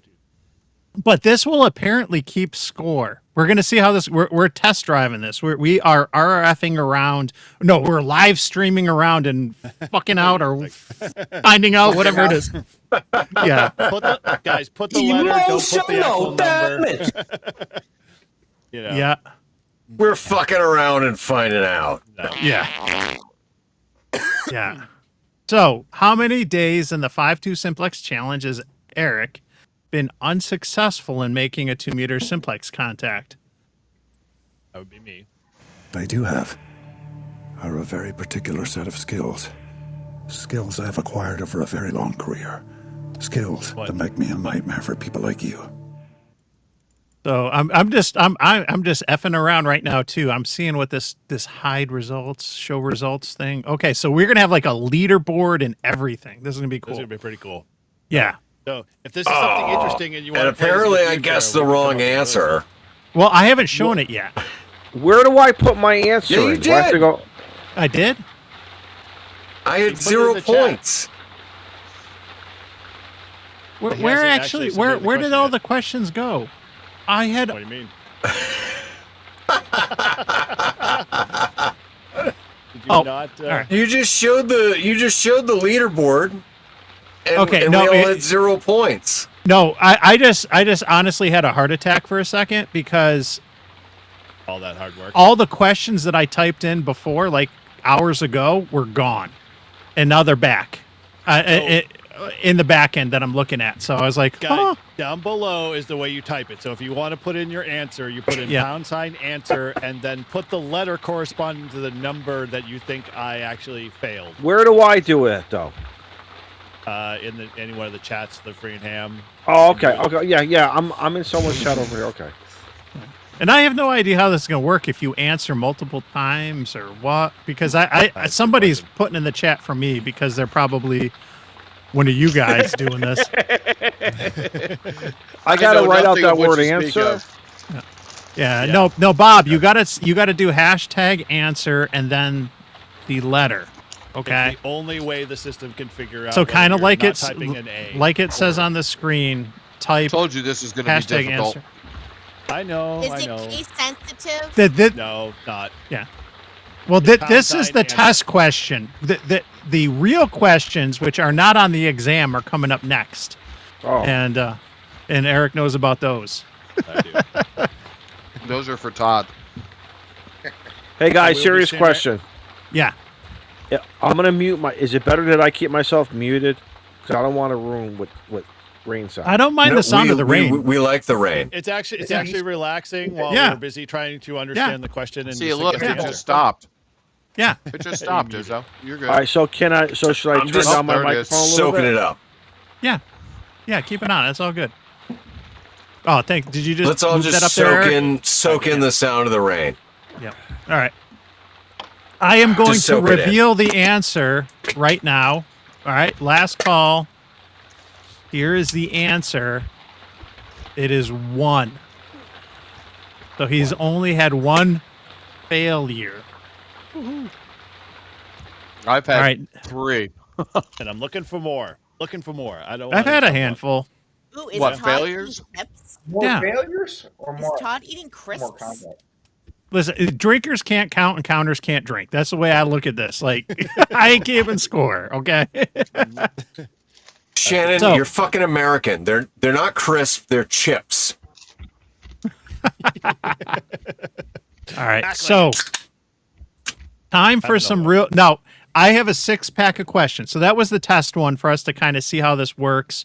And now if I show results, we can see who has done well. And so Everybody gets zeros. yeah. I'm trying to scroll. It's not scrolling. So all right. That's what we get to see for the results. Let me move on to the next question. Now I said came up with so I should have got it right. Is this a real question? This next question going to be a real question? These are all going to be real questions that I came up with. These are all going to be about 2 meters. Okay? So here we go. All right, let me put my cigar over by my ashtray. What is the national calling frequency for single sideband on the 2 meter band? You told me these were tough questions. Oh my God! Come on, Mike, spice it up a little bit. Oh, I will. Remember to put in # answer and then the letter. Yep. Oh shoot! I put the wrong one. Can I change my thing? I don't know. Right. We're going to find out. That we're learning.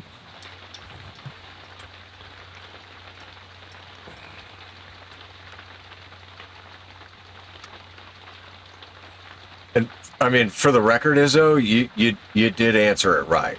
So No. Not for sideband.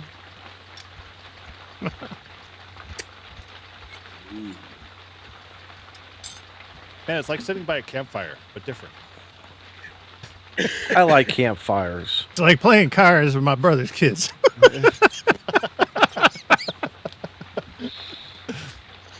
Yep. It's like soaking. There you go.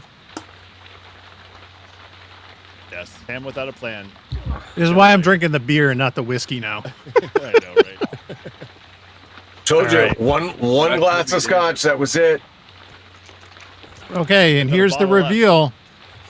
144.2 is the sideband calling frequency. We know 5.2 is for FM, but 144.2 is for sideband there.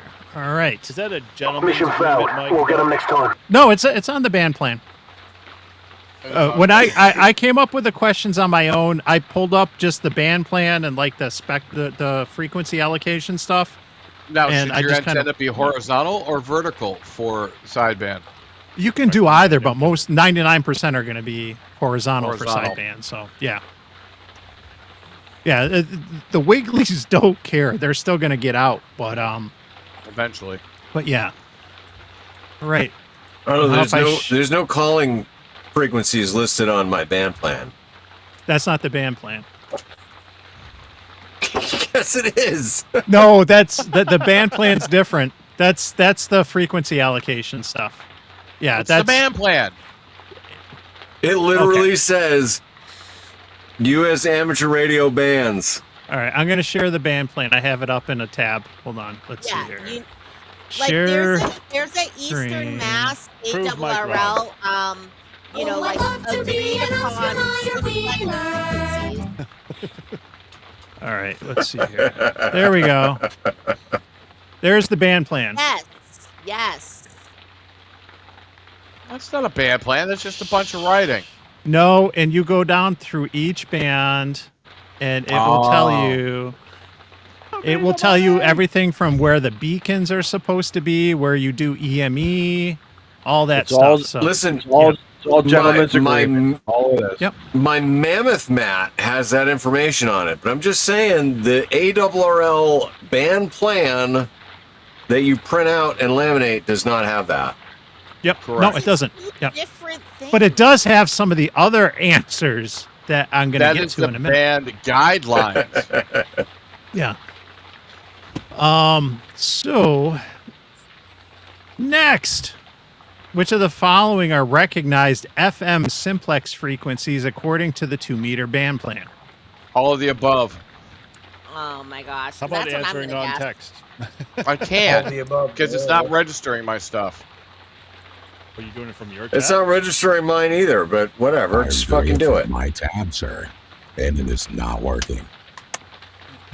Yes, it is. Thanks, Batman. It's not Batman. Your mother? She's talking to us from the dead, baby. Holy smokes! And she's buried in Albany. Both killed. They were murdered. They were murdered on 652. No, they were murdered on 6553. They should have been on 52. Some sad ham got mad.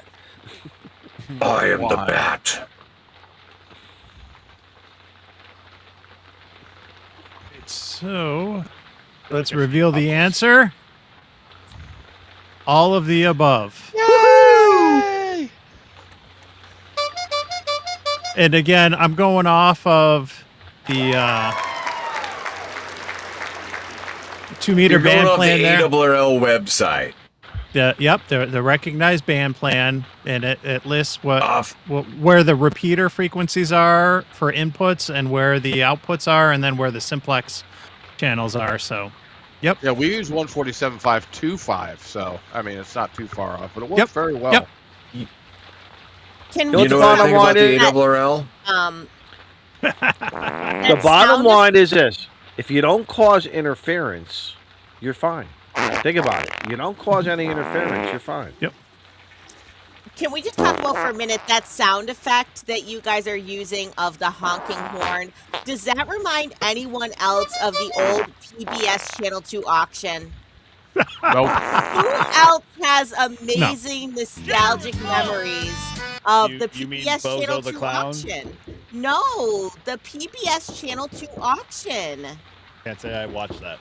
You That might have been never a regional. watched that? Come So that on. had to be regional. did. That had to be regional to Massachusetts, Northeast Massachusetts. I grew up in They that. definitely had it on like Channel 44 also. Somebody mute Thank Tortoise. you. George KC1TQF agrees with me. Bruh. Thank you.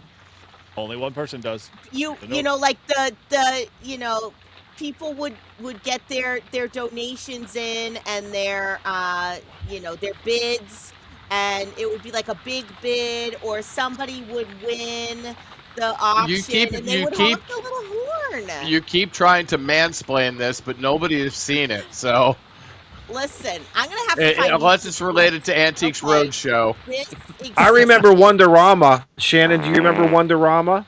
No, what is that? You don't remember Wonderama? Izzo, We're you're kids- like 50. Izzo, Shannon's You're not as like old as 12 you. Yeah, you're like Was- 12 years older than me, dear.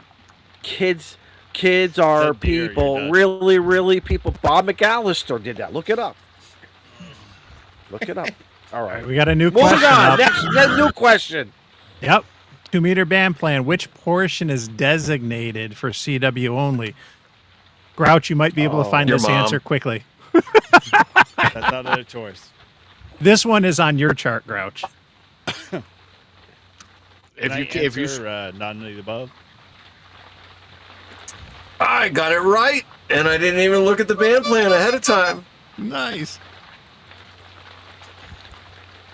All right. Survey says Oh, All right, so which one of you guys can do CW? Because I can't. not yet. I'll get there, but not yet. I can do my call sign. All right, think we're that's epic a call failures all the way around. I can do Okay. SOS. Miles can do I SOS, always, okay? I I can do chopsticks. I always fuck up the one. Like, one is such a freaking stupid number to do in CW. Really? Get out of my head. Yeah. Who's singing One is the Loneliest Number right now? Now I got I that don't song know in what my you're head. talking about. Baby shark, do do do do do. Two could be as sad as one. All right. Let's get the next question up. All right. It's the We got some number since we got the some meaty number questions one. now. Ready? SSTV operation would be prohibited on which of the following frequencies? Can I ask a question? What's SSTV? Emotional damage. Oh my God, are you kidding me? I'm sorry you've been wrong your whole life, and I'm sorry I have to. You don't play him completely. Sorry. My OBS is I'm not waiting coming for up. that audio clip to end up on the White House with TikTok. If somebody doesn't quit peeing on the tent, All What right. was the answer? You can't. Does bring that up mean I got to ballots. answer? Hold on, I got to fight. Where's the button? There we go. None of the above. Holy dog shit! None of the above. Oh. As we all know, singles, not single. Finally, I got Singles. one right. Slow scan television Slow scan television is a phone mode. Slow So sexy anywhere you do TV phone, is a you can phone do, mode.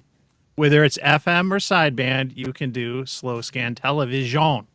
Paul, including your mother, right? Now, but if you do it outside of the frequency that is allocated as the SSTV frequency, you're not going to hear anybody, and nobody's going to hear you. Exactly. Like 5'2". I don't Like know calling that out on there is a 5'2". SSTV frequency designated for 2 meters. there is. Yes, there is. There is. Let's find out. Oh, Mike's making. You need the mammoth mat. So James will tell you the mammoth mat has all of those so frequencies. for 2 meters, I don't know that I don't see anything on here designated specifically for slow scan TV. I mean, There you're used to going to be. do it where you can do phone, or voice Was it modes. 14.231, right? 20 meters. Oh yeah, 20 meters, that sounds familiar. Yeah, there's on HF. There's definitely Yeah. some. So, Yeah, we're talking about on 2 meters right now. Paul, There keep used to up. be like Shush, one Shannon. that was like a gentleman's agreement kind of thing. You just shut your mouth. Shut your pile. now here's a fun one, and hopefully, Grouch, hopefully you appreciate that these are not the ones from the book. That I came up with the questions on my own and tried to have some fun ones and have some trickery in there. But what amateur radio mode was used to set the 2 meter terrestrial? So we're not talking about EME or satellite stuff. 2 meter terrestrial distance record of 2,951 miles for a contact. I know this one. Between Cape Verde No, and Curaçao. Just a now I will years say, ago. Curacao. Mike, Curaçao. That's listen, I love these questions. Todd's the one that's going to complain because how are these questions relevant to the goddamn fucking being able to get my extra Emotional damage. This is good trivia, unlike the He's extra differentiating questions, which are useless. I agree with Todd. I like this stuff. I like I've this. been This quiet is fun This is stuff. awesome. but I agree with Todd. I totally agree with Todd. General holding it down. Yep. None of these That questions dog are has a relevant. full bladder. Save the Empire. This is fun stuff. I know which name. I know which one this one is. We got some This is answers in easy. there. I refuse to answer. Are you protesting? That's because you don't know what JT65 is. Oh. I don't. No, just Oh. All right, here we kidding. go. Take off. Uh, FT8. fucking FT8. That is seriously I was, impressive. Am I right, I was hoping To for get GT65. almost 3,000 miles though on 2 meters. Like I didn't look to see how much power they were running or Dude what. had but, a like that's Yagi crazy. all day long. I'm sorry. Wow. Stacked. Yep. Even. All right, last question Yeah, of this against the 6-pack. law. Yeah, and Bricker's onto something because I led into this for the last question. Tropospheric ducting is an atmospheric phenomenon which occurs when there is. Anal leakage. Yeah, this looks like a question on the extra exam. This does look like a question that you might Right. experience. Yes. Cold It air can't be over because warm it's air using or both A warm and air C. over cold air. None of the extra tests use anything of an answer. It says both A and C. It's either all the above No. or nothing. But A and B are a typical extra exam question. When in One doubt, word. Charlie out. Todd's right. Temperature. You got to focus on the C. Is that right or not? No. No. I think it's A. I think it's B. I talked from Pennsylvania to Texas on Tropo. So. Nice. Isn't a On temperature 5-2. version a tornado? No, Could be. possibly. All right, couple seconds more. Could be D. Could be both. Either way. It could be. Typically happens in the fall, so I'm thinking warmer air, cold air coming over. No, typically really hard. the summertime, spring and summer. Hey Todd, would you change that battery or unplug the damn thing? It is What the hell are warm you air talking over about? cold What are you air for the talking about? inversion. And the way that I wrote this, just so that you know, Todd, for your benefit, is you generally see tropo where we are in the summer and the fall, where you have more stable climate. June through September can be like really good periods where you get tropo. I've had fantastic tropo over Lake Ontario. Like you get up in the Great Lakes area, that's the season for it, and it has to do. And I think the questions that you'll experience tend to relate it to the large bodies of water, and that's because generally the air will get cooler as you go up. As you get closer to space, it's going to get colder, but when you get that warm air over the cold air, because It locks it in.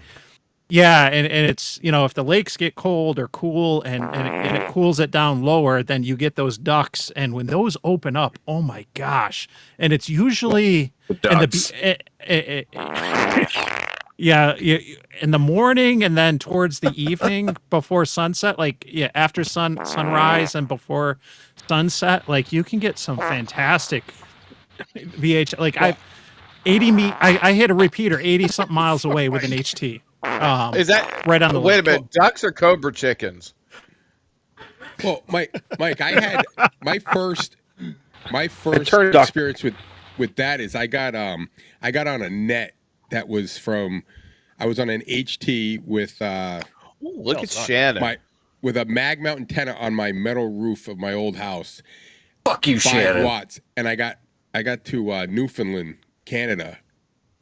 It was 850 miles Oh wow! So on an Because HT. Wow, that's awesome. That's awesome. That was I thought I was new. I just got my tech. What antenna were you? What antenna did you have, Todd? Just a little tiny mag mount antenna. Not even Nice. that I plopped it on. I had the wire going out the window, and I thought the guys were messing with me because there was people were getting down in New Jersey and stuff, and I thought I had a Boston repeater, and I thought they were just messing with me. And then 2 weeks later, I got a card from them, a QSL card. Well, I mean, any kind of communications into New Jersey is scary anyway. So, but yeah, that All was. right, that hey, was, for those in the chat, let us know. Post a comment. Let us know what you thought about that. If that worked out well for you, or if you thought it was too confusing. It was. Did you us like know. it? Did it suck? I feel Yeah. it's cool. I like it. So Paul, since she's Shannon- smarter than you. I don't Yeah, since- understand. Fuck you. How I think it sucks because Shannon beat me. No, I don't know. Was that the number of questions that I answered, or the number of questions that I answered right? And you answered why right. did it That you keep answered shooting right. zeros? I don't know. what the Yeah, zero we got to is. figure that out. Let's see. Let me go back. Maybe to that I window. think we have to we might have to answer in the comments section in the in EV Mux versus being in our chats. So that might be the difference. Because Yeah. Although, hey, we got a shout out to Corey Corey's awesome. N1XWS because he's on the board. Yep. Corey getting it done. Yeah, go back to the chat again. Go back to the leaderboard. Because I got that one. It actually goes down further. So yeah, we just have to expand. Oh, Oh. Enhance. enhance. Fantastic. So Look, Chris didn't really. You gotta make it. Yep. And biggin. We've got some experimenting to do, but Yeah. No, this was a fun test. so I hope you guys liked the questions. I had fun coming up with those. Yeah. Well, we're glad you since didn't lose Shannon him. won. She took top honors. Give us a random tank quote. or Give us tank some fact. random tank knowledge. Tank Not what fact. you gave us this morning. So, Yeah. Yes, no okay, you repeat. know what? I meant to look this up actually, but there were these 3 German tanks, right? And they just kept using the same engine in the tank, but they kept making the tank bigger. It was crazy. It was like the Tiger tank has the same engine as like the Panther tank. I gotta look it up. I'm gonna find it. So the mama tank and the baby tank and the father tank. The baby tank, the mommy tank, and the daddy tank all had the same engine, and it's like the engine was undersized for the baby tank, and then they just kept putting it in the mommy tank and the daddy tank, and it just kept getting worse and worse performance. Panzerkampfwagen. They just made more tanks because Well, mama the- tank kept putting it in daddy Oh, tank. Yeah, the Germans, they were like obsessed with, like, they just wanted to keep coming out with like the newest, biggest, greatest tank. But that created so many logistic problems because now they have too many different designs and styles of tanks. They don't have enough extra spare parts, and the tanks are like breaking down in the field. And then when a tank breaks down in the field, they have to blow it up, right? Because they don't want the enemy to actually get the tank and, you know, use it or, you know, figure out its weaknesses. So they So German engineering. Yeah, they ended up wasting so much resources Hell, I like on you. making You can come over to my house and fuck my on sister. making newer, bigger, different tanks. There was actually a There's a movie. reason why the Germans lost the war. Well, there was a movie I think on Netflix called The Tank from four actors who played German soldiers, and they were on a mission. I think it was Netflix. Yeah, and I know. I wanted to watch that. I saw it, but Watch I it. didn't watch it yet. I don't want to give away, but very, very interesting perspective. I mean, it's a movie, but still, and the psychology of they had to go do their mission. Watch it. Hey, Hell, Mike, I are like you you. going to You do can questions on 6 meters next month? Say that again. Are you going to do questions on 6 meters next month? Maybe. Very good. Maybe. I and it's funny you mentioned that because, you know, like it was last year when I did this, I came up with the idea for this 6 meter activity day, which shout out again to Izzo and the clubhouse. They had me on when I came up with it. Yeah, you did. I did the 5, 25, 25. No, that didn't play that night. We just ran a replay of something else while you thought you were live. Anyway, Holy dog shit! no, I've actually gotten a handful of emails about that this year because people like, hey, you doing something again on 6 meters in May or whatever? I got to think, but yeah, on March. you know, it's like on May maybe I just need to pick one band a year to promote. You know, but Rated. but ultimately, like, you know, I think like Love. I'm learning as I'm doing this what people gravitate to, what people are interested in, you know, and I was shocked by how many people when I did like that 6 meter activity day on 525, like they were just like, they loved it. And I'm getting like the same type of response and vibe with this 2 meter thing too. So Well, you know what it is, I don't Mike, know. though, too? We kind of mentioned it before. There are so many different radios out there that you can Yeah. do this now with, and that's what makes it really fun. We're no longer just locked into a 2 meter mobile FM only. You know what I mean? It's nice now. You know. I mean, even being locked in, like this year's challenge is, you got to give the rest of the spectrum some love. Mm-hmm. Totally, and that's where I was mentioning earlier, like hearing Leave about no spectrum behind.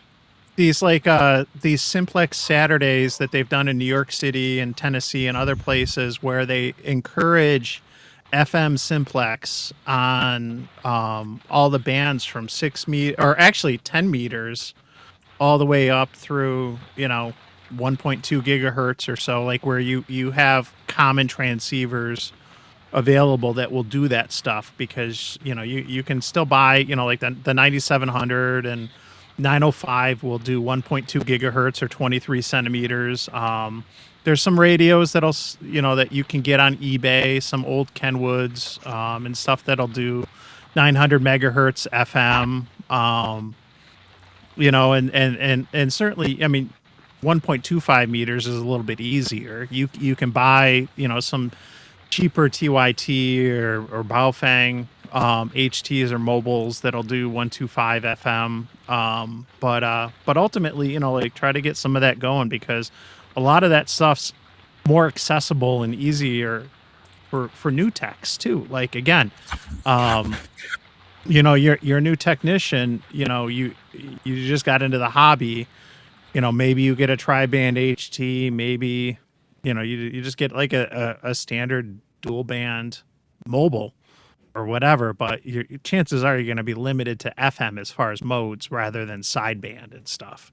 And, forget about if you want to do like sideband on 900 megahertz and stuff, you're going to need a transverter.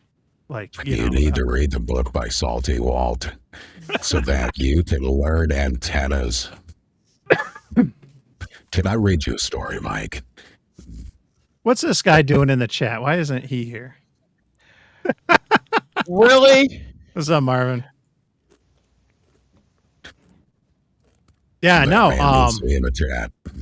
But no, like I'm all about leaving no band behind and trying to encourage more activity, especially activity where it's easier to generate activity and stuff. Trying to promote CW on 900 megahertz would be kind of, I don't want to say a lost cause, but that'd be a challenge. Versus trying to do 2 meter FM and stuff like that. So one thing at a time. Do what the masses have. On the chat. What was that, Izza? Jesus. I was just say, if you do what a majority of the people have, and then give them options to do it, yeah, it widens the fun. Yep. Yeah, and that's one of the things I've liked about what I've seen so far with some of these Simplex Saturdays is they're like encouraging people to get on all these free, get on 52.525 for 6 meters, get on 223.5 for 125, 146.52, 446, 927.5 I think is for FM on 33 centimeters. Just get on this day sometime, and just throw your calls out and stuff and encourage that activity. So don't forget your Euro stations too. They're on a different Simplex calling. Yeah.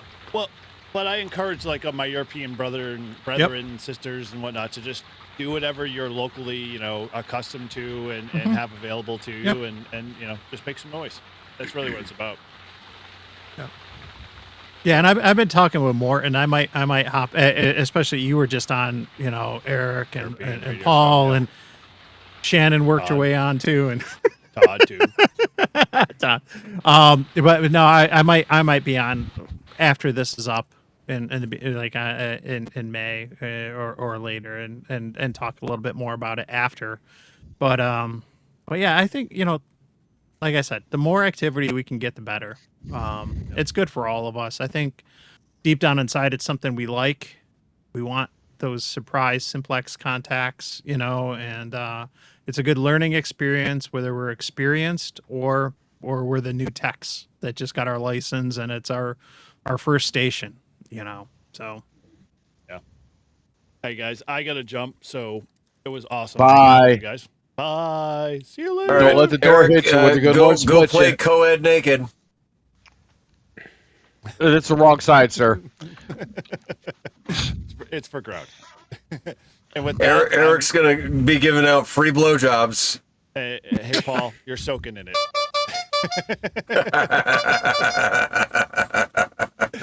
Oh gosh, that was fun. I enjoyed hanging out with you guys. 7-3, guys. Bye, Eric. Bye. So I was wondering what the hell, I thought somebody was playing a sound, and where'd it pop up? Izzo's getting I got soaked. you. Yeah. Izzo's getting soaked. I'm pretty sure somebody is playing a sound. No, it's not. It's Izzo. watch. It's actually Izzo. It's the rain. Watch, We were ready? getting soaked earlier today. It was raining nonstop. We were soaked. Wait, do you want me muted or do you want? See, I've been going No. mute, and you guys keep No, unmuting me. We know what. Portis we know is just who it realizing what's going on Yeah. with the weather. No, but And I'd rather that's what- stay that's what- muted. Not to That's why I I feel sh- like I'm interfering. No, I mean, look at this. Well, the bad stuff He's is really, to the really east of wet me. right now. No, well, no, I'm not. I'm in the green. I'm in the green, but that's all right. But you're still getting wet. Yeah, I'm still getting That's a wet. fake. Yeah. Even not even even a fake. soaked, maybe. I may be getting Izzo's soaked. chair's a problem. slip and slide right now. Exactly. Throw a little detergent on it. Well, so much I want to say right now, but I can't. You can say whatever you want, dude. it was raining It's all a day. slip and slide, today here. boys. Sink about. Let it rip. Yeah, let it Actually, rip. I hate it when the weather gets like this, when it's like in the 30s and it's just like rain. Like it's like I'd rather have it be like in the single digits and snowing than have it be. I Like had to this. kick the heat up a little. I had to kick the heat up a little bit just to. Wow, wind it out. Bricker, Well, the then. answer to your question is we can talk about Eric at any time, even when he's here. I wish Marvin was here. I wish Marvin was here if he could give us some stats on Winter Field Day with 2-meter I know. simplex, you know, FM simplex or. I think that is the reason why Marvin is not here, because he doesn't want to answer those questions. Exactly. But that would be a great promotion next It would Jan. You know, be. I'll tell you what, MAK, come on Clubhouse in December, and maybe we can promote that, or early January. We'll promote Sure. it for 2027. Yeah, Can't hurt. I'm down. Izzo, You know change me. the battery in your fucking smoke detector. That's not me. That's no, Todd. not me. That's not Yeah, Izzo. that's not me. Not me. I have a carbon monoxide filter in here, but it's quiet. It blinks. That's all it does. That's When it's if the CO went up, this thing would start screaming right now. So, That's what she said. oh yeah, Yep. and her too. so much fun, so little time. See, now Dad's gone. George. Yeah, we don't need any more snow. How do you feel about, going out on 420 and making an activation on 28.420 megahertz or 21.420 megahertz? I love I'm it. all about it. I think it'll be a very uplifting experience. Possibly Yeah. even high. Yeah, I love Just it. saying. And you know what would be even better if I was If we wearing did the at I'm high on 420 ham radio shirt on Yeah. 420. Yeah. You know That'd be what? great. Maybe we're going to have to do that. And activate at 4:20 p.m. or 4:20 UTC. But that's 4:20 p.m. UTC is like what, 16:20 by the 24-hour clock? No math on stream. doesn't really No math work. on stream. I'm sorry. Hold on. 4:20 p.m. is the same as 16:20 because yes, those are the same. Mm-hmm. That's just the 24-hour clock versus a 12-hour clock. Yeah, but if you do it at UTC time, it doesn't have the same ring to it. You'd have to do it at 0420 hours. And I'm which sorry, is which is well, midnight, which is midnight for us. Yeah. Oh I'm my not God, going Becky. out I'm not going out at midnight to do a POTA activation. So Why not? 0420 UTC. Nobody in the parks. Listen, You don't have to worry about I have driving over your coax. I have multiple stickers, and I need to order more. But Operation 1620 is a military veterans Yes, it is. organization, which is all about military veterans using cannabis as a means of coping with post-traumatic stress problems, and it's Operation 1620. And guess what 1620 is when you go from 24-hour clock to a 12-hour clock? It's 420. Ah! How about it? Should we go out and do a special activation on 420 at 1620? Yeah. And raise awareness? Hey. Yeah, Shan and I will see you in Illinois. Let's go. I can't go to Illinois. Why not? No answer.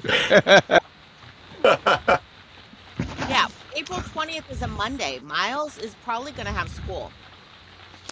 Hey, Paul, it's You know 419. who I could I could rope in? I bet you. Sean, ham radio dude. Yeah. Yeah. I will reach out to Sean, and if it's possible, if we can find a park with cellular service, we will live stream the 420 activation at 420. You could probably get Tim too, because he lives out in that general area. Yeah. Tim's in that area. Yeah. He's a little bit further away. So Sean's only a couple hours from where I'm going to be. Okay. I think Tim's like 4 or 5 hours. Guys, I gotta go. Because he's in Indiana, not Illinois. All right, Todd's got to head out. 73 You want to say guys. anything more, Todd? No, good show. Like the Thanks for test joining tape. us, Todd, bud. it's good to see you, bud. I'll see you Sunday. Yep, we'll see you Sunday. See you Sunday. Todd. See you Sunday. All right, guys. Have a good one. Miss you, Todd. See you, Zo.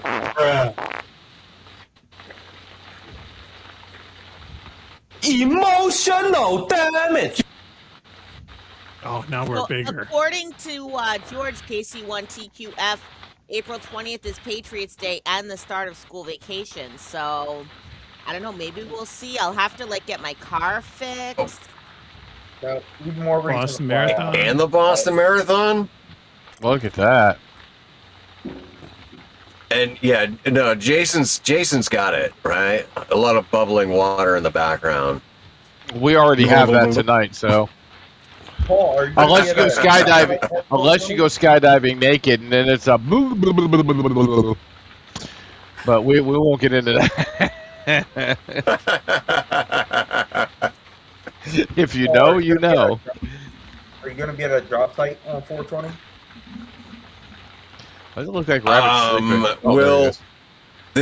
the thing is, am I going to be at a drop zone? Yes, but the drop zone is not a park, so I can't activate the drop zone. I mean, I guess I could do an early parachute mobile, and then go to a park. What I'm thinking is I can fly a suit, a rabbit suit out to you. Meet you out there. A rabbit suit? All right. Here's the deal with the fucking onesies. Oh my god! For those that aren't aware, okay, on Live Free and Ham, we were talking about me skydiving in animal onesies, costume, furry kind of things. So, if you send me the costume and $200. Right? That covers my lift ticket. That covers the cameraman. It used to be 100. Covers It's the 200 now. Yeah. Well, gas went up too. It so. covers my lift ticket. It covers the cameraman's lift ticket, and we'll do a couple jumps in the costume of your choosing, whatever that may be, from Borat to whatever furry you can come up with. I will wear it. And I will jump. I will do multiple jumps. Oh my god, it's funny. And the cameraman will record the whole thing. Fucking Borat. So yeah. All right, Tortoise. It sounds like a competition between me and you. Who's going to raise enough money to get him to jump with the suit? I already gave him enough money for at least 500 or 600 jumps. No, Mike. No, I'm talking in total. Oh. Yeah, I've used up all those other ones. Oh, sorry. Listen, if you guys want me to drive to Illinois to go do a 420, 1620 activation with Grouch, you got to get those donations in because I need new wheel bearings on the Subaru. I'm going to need gas. I'm going to need hotel. You need wheel bearings in the Lesbaru. Yes. Well, why there's nothing wrong with the Lesbarus. What? Hold on, Mike? if it's just you, Shannon, you can stay in the RV. You don't need to get a hotel. You have to bring Miles. Shannon, just bring your car down have here. to. Bring the parts, and I'll change them. It's not that hard. Grouch, I don't have anybody to babysit him. Did she not just hear me? He'll be all right. T.O. just gave you a great offer. Shannon, if you get the parts that you need and bring your car here, I will swap them out. I don't know what parts I need. You just said you had wheel bearings that were bad. Yeah, I only know that because it's making a whirring noise when I drive. What kind of sound is it making? I don't know. It makes a humming noise. Dude, that could be Make the the sound. freaking the backing plate rubbing on the rotor. Like, who the fuck knows? Like, Yeah, the dust plate. Yeah.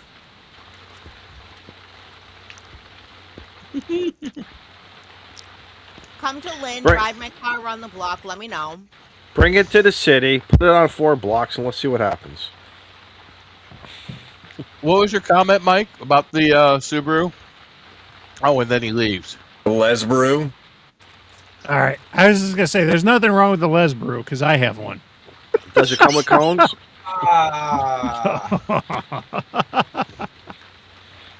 Dude, They're that is optional. that yeah, you go into a Subaru dealership and that's pretty much the stereotype in all of New England. Just saying. Well, for the record, All right, I mean, even Annie has one. Shannon, how much money do we need for you to drive from Massachusetts to Illinois and back? You only have to stay in the RV. You don't have to get a hotel, right? So how much money are we talking? 300? 400? I don't know. Let's get those super chats rolling.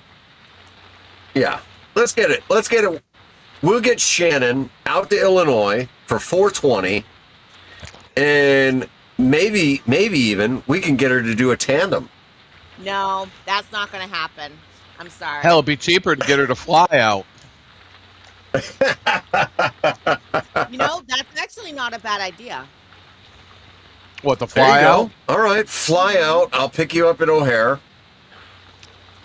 O'Hare? Like Chicago? Wow. I don't think she wants to fly into O'Hare. O'Hare sucks. Midway? Midway's better. Well, yeah, but that's... I don't know where Midway is. It's west of O'Hare. Just saying. It's west and north of, it's like west-northwest of O'Hare. If I'm not mistaken. It's still Chicago. All right. Either Well, way. what does the Subaru get for gas mileage on the highway? Depends on how 30? How hard she leans into that gas pedal. All right, well, I mean, average. 30, 35? And then how many miles? Probably more Okay. like 30, 25, 30, something. I don't know. Okay, and then figure out how many miles it is. Then you figure out how much tank, how many tanks you'll back and forth versus the plane ticket. Yeah, I mean, the good thing about driving is that I can bring radios, right? And then, I could activate POTA potentially on the way. Yeah. That's true. Midway's a big Southwest hub. So what you would do is you fly out of TF Green instead of BNA, or not BNA, but Logan. Mm-hmm. All right, Paul. If Shannon doesn't fly out to Illinois for 420, I'll come to you. Wow, there's a lot of nice airplanes there. Holy smokes. Dude, why don't you come out either way? Okay. It depends on how hard he's gonna flap.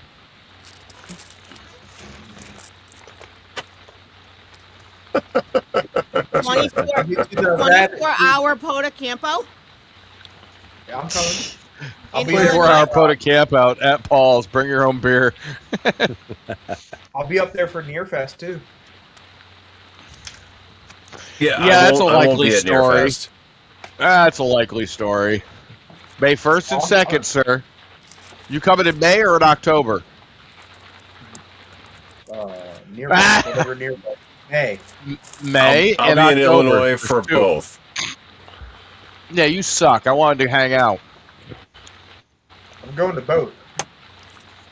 Come to Illinois. That's a long ways for a ham fest, dude.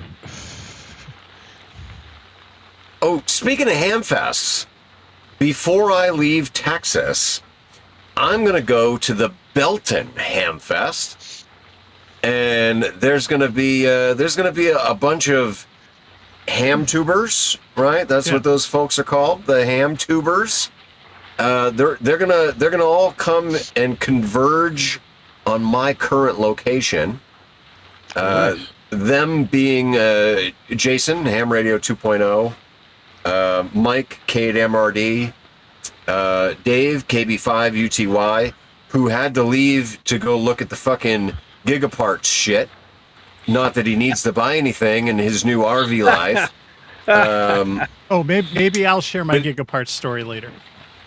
There's gonna be a bunch of us. Whoo, fuck yeah, Jason. 420. What's 30% of 420? That's funny. It doesn't matter. So I created a goal, and I was like, listen, if we get 5 super chats, I will do a live stream tomorrow. That is super chat number 2. Holy Jesus. They left. Hold on. Nice. About this. All right, so here's the Gigaparts story. Go ahead, Mike. What's the Gigaparts I story? mentioned this in Discord. Giggle parts. Yeah. So I and you know, Portis is gonna love this because this ties back to the Les Brew. To my Subaru. But I have a diamond mount that I installed on it. That has the SO239 connector, and I got a common antenna, and it works good. The diamond mount, I'd have to look it up, but I think it's like a K400 or so. It's one of their smaller mounts. It's got a very small footprint. It's not meant for bigger antennas, but it fits on where I need it to fit on in the hood, and there's an easy pass through to get the coax in. It's worked out great, right? But that's on one side of the hood, and I've thought about getting a mount for an HF antenna on the other side, right? And Gigaparts has some Intellitron. That's their brand, which is basically like MFJ, in my opinion. And they have some Intellitron mounts, and they had one with the 3/8 24, because I would prefer a 3/8 24 mount, because this is going to be for ham sticks or 17-foot whips, right? Maybe a CB antenna or something. It's going to be for HF work, right? If I need to use adapters, I could, but I that's what I would prefer. And so they had 2 Intellitron mounts that were 3/8 24 and different sizes, different lengths of coax and stuff. But I was like, let me call, because they don't have the dimensions. And given where I have to install, without getting into the details, I don't have a big footprint to put the mount. And I needed to know how wide it was. And it's not listed on the website. This is Gigaparts brand, so I cannot look at it anywhere else. This is only Gigaparts.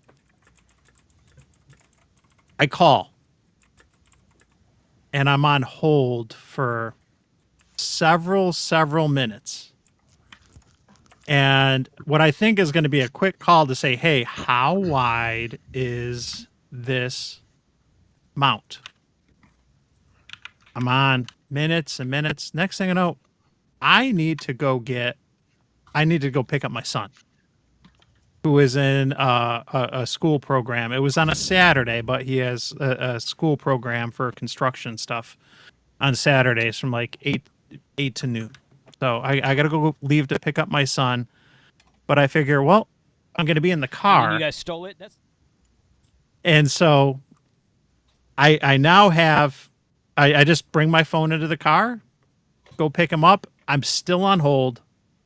Oh, my God. I was on hold for over an hour. I was running around. I had to go pick him up, and then we were running errands. And eventually, when I got to the point where I was like, I just got to go. I was on hold for over an hour for a simple question. And I was like, all right.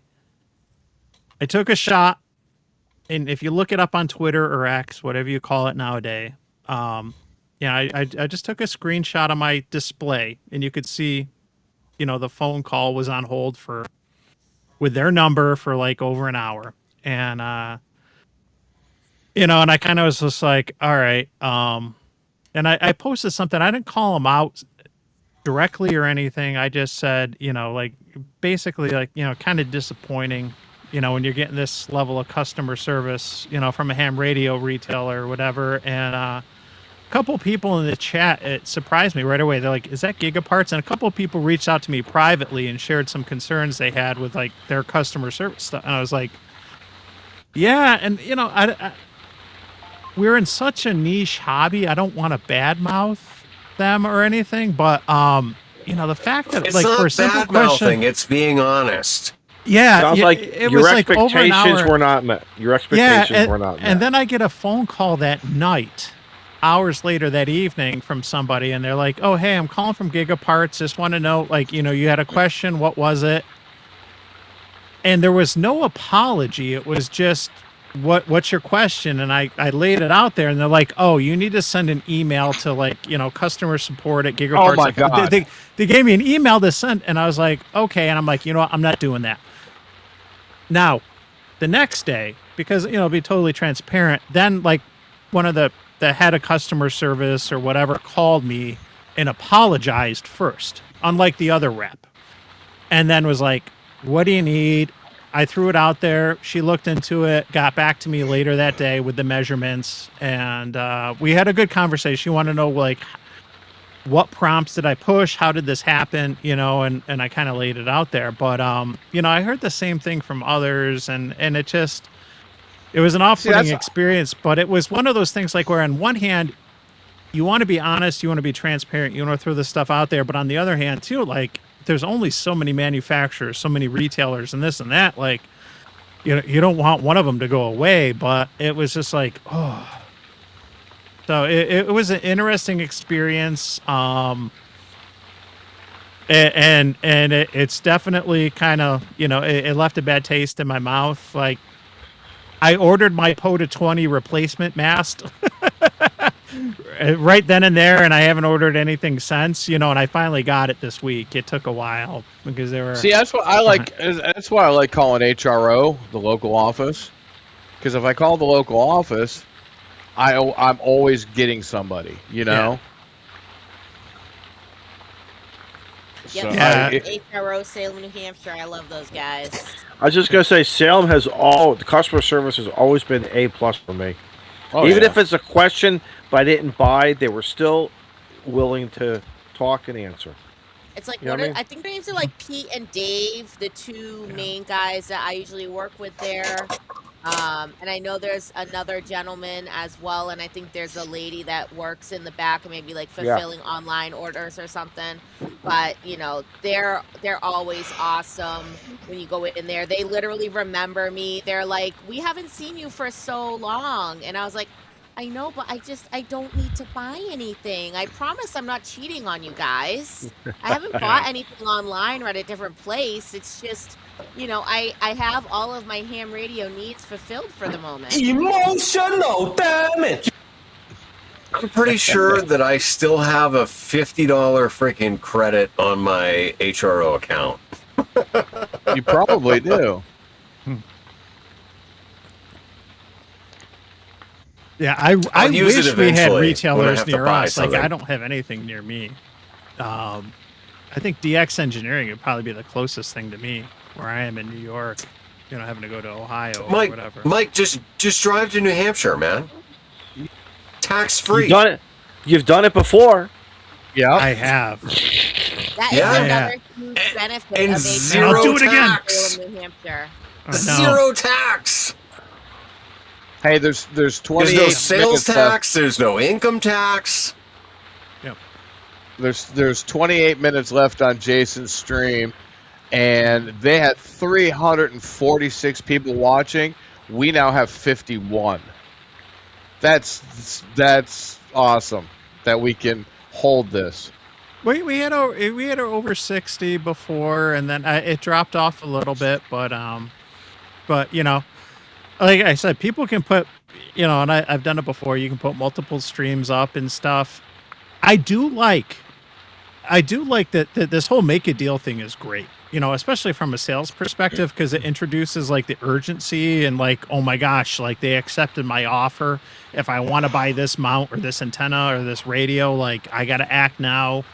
And I think it's a fun thing that they do and stuff. But at the same time, like I figured, why not? Of all things, they schedule the live stream after we had this one scheduled. Like, all right, I'll share my story in full because I've only shared little bits here and there before. But I'm trying to be real. Like, I'm not trying to talk down on them and stuff. I want to see them succeed.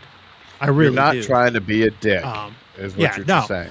Exactly. And I had a good conversation with the customer service person, and I think they sincerely want to do better and stuff. So it's disheartening to hear from others that they've had poor experiences and stuff. But whether it's retailers or if it's the manufacturers, I think we want competition and we want options. Oh, because yeah. Some retailers I know are going to be more expensive 9 times out of 10 than other ones. It's just the way that it is. But we want competition. You want to have options, whether it's because of money or it's because of something else. Like you want to have competition. You want to have those are good things. We want to have that, and so I want them to do well, and I hope they have a good night tonight and stuff. So. Mike, my guess is if that person didn't call you the next day, you'd have, and rightfully so, you would have a whole different opinion, wouldn't you? Totally, yeah. Yeah. Oh yeah. Yeah. But it's nice that they recognize that you called and you were on hold, and somebody said, "Hey, this dude was on hold for like an hour. What the hell? Let's figure out what the problem is." Because they were desperate enough to sit on the phone for over an hour. Let's figure it out. So that's all. Imagine if you did that 25 years ago and your minutes were all running up. Oh my You know God! what I mean? Or free. You need to call me after 9. Call me after 9. Izzo, my first cell phone was in 1995. I got one of those. Mine The too. Nokias, right? Yeah. My first phone bill was over $600 because I was calling my mom in New York from Oklahoma. That's before they had like. What do you mean? You didn't have a long bag distance. phone? No, that wasn't a bag phone. I had a little Nokia. But no, Dude, but my first phone was the bag phone. Well, because you're. But never mind. But Tortoise, you were right though. You Friday get 30 nights, minutes was for it the 9? whole month. No, well, it was weird. Why they did I don't know what the marketing thought was, but we'll give everybody free from 9 p.m. Friday to maybe 9 p.m. Sunday night or midnight. It was something weird, but why they chose that, I thought was very interesting. Yeah. You know? But I mean, I would call my mom once a week just to let her know, hey, we're doing okay. you know, and because she would call me like crazy, and I'm like, Mom, this is costing me a whole lot more than it's costing you. I love you, but You know, it's Yep. what's that collect call? It's Had a baby, boy. We had a baby, it's a boy. That's it. Had a baby, it's a boy. Click. Click. Listen, I definitely used to collect call like my mom and be like, "I'm ready to get picked up from school. Come and get me." Bye. Yes, all the time. All the We time. had a all baby, knew it's a where- boy. I had all a knew where pocket the of dimes payphones and were. quarters. Yes, but we knew what payphones were clean to use and which ones were a little, those were the extreme emergency. And put a piece of, Here's a paper quarter. over Call it. somebody who cares. Now it's 50 cents. I remember when it was a dime. I mean, I'm old enough to remember a phone call was a dime. We had a dime. We always had some It dimes. was 15 cents. Yeah, it's 15 cents. It was a dime in Schenectady growing up, because I had to call my mom or my grandparents to tell them I was at the bus station to come pick me up every day. Basketball practice is done. I need to get picked up. 15 cents. Right. There's no way I'm this young because I don't remember any of this. Yeah, you're that young. Trust me. Rookie.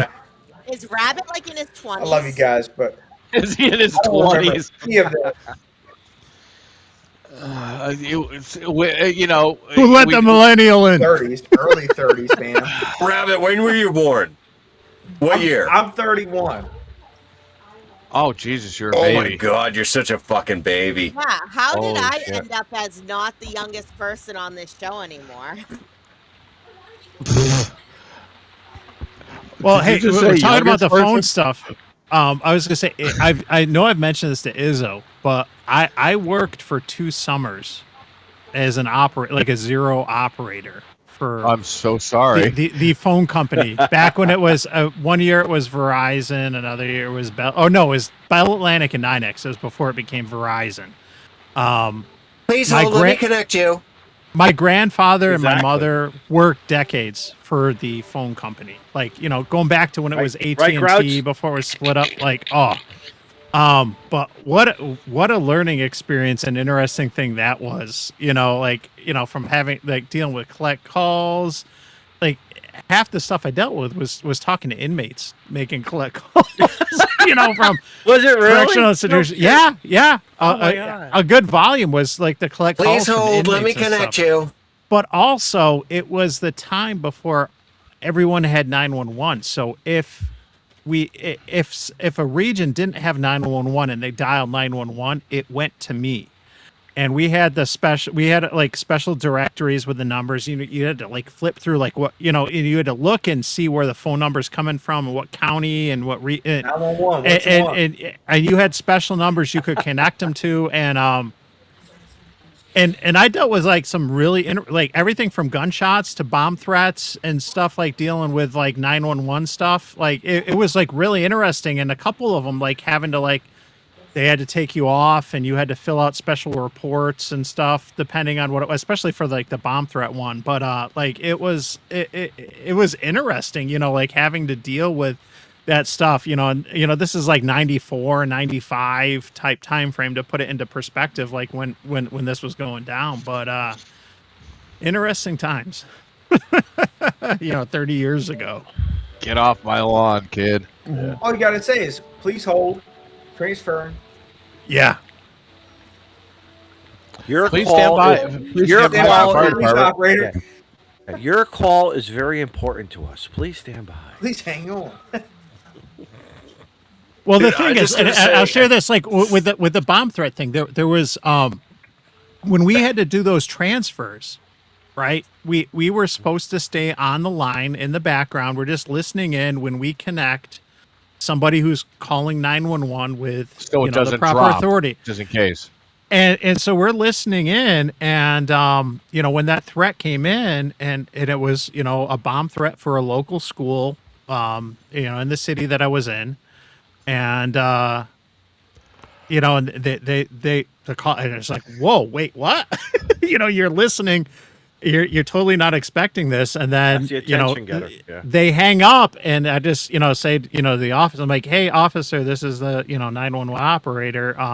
You want to know the location of the payphone, and give them the location because I'm staring right at it on my screen, and stuff. But it's like a whoa, you're not expecting that to go down.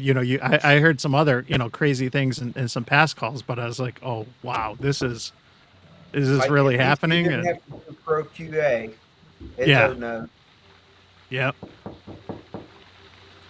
So, Pro a lot of QA respect to Izzo and the others working in the emergency operations. Thank you for all you do.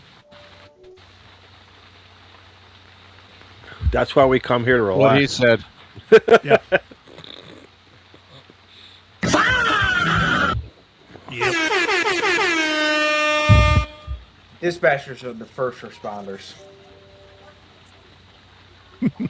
They're the gold. They're the gold in all the colors. They are the gold. In gold line. Well, we're going to be coming up. I'm going to start to wind this down before Grouch gets back. We're coming up on the 3-hour mark shortly, so I figure now is a good Let time me just to start say real going quick Yeah. that as somebody that worked police, fire, and 911 dispatch, it is a difficult fucking job. It is a high stress, difficult fucking job. And let me tell you that the dispatcher is not excluded from those feelings of sadness and regret when you dispatch emergency personnel to a rescue situation and that person passes away on their way to the hospital. Like, you also feel that, like, if I had only done it faster, if I had only been a little bit better at my job, then this person may not have died, right? It's not even more, Paul. Because you don't get the satisfaction of being able to see that individual's face and the outcome when you're passing on care. It's a harder feeling. You just get them through the phone, and that's it. That's you turn them over to the crews on scene, and it's a harder experience. And I know that from friends and family who are dispatchers. It's hard. The problem that we have, speaking from a dispatcher perspective, is we handle the call, we hang up when it's appropriate, and then fire EMS handles it, police handles it, and then we don't follow through with that outcome.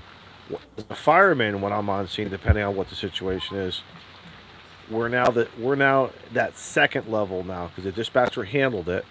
We arrive, we deal with it. But our outcome is different. How our brain processes it is just we saw the outcome. As a dispatcher, you don't see the outcome, and sometimes you just roll with it. I say most of the time we roll with it, but there are many times when that PTSD will kick in, man, and it may kick in for something that happened 6 months to a year ago. It's very, very weird. We all deal with it differently. We all vet. We have some of the greatest discussions in our dispatch center. You think what we talk about here on YouTube, it is amazing what we talk about to release that pain, and it's it's been documented. The general public would never accept it, understand it, but it is what it is. And just like with the fire crews, the PD crews, what they say in the locker rooms and afterwards, they have to they have their own methods, whether it's verbally or whatever, to get it out. And one of the most best studies that have come out post 9/11 is differences between PTSD of warfighters versus first responders. Exposure over time versus short-term exposures, and that's between dispatchers and EMS, police and fire. That's exposure over time versus warfighters. I'm not taking anything away from them, but that's exposure in a short period of time.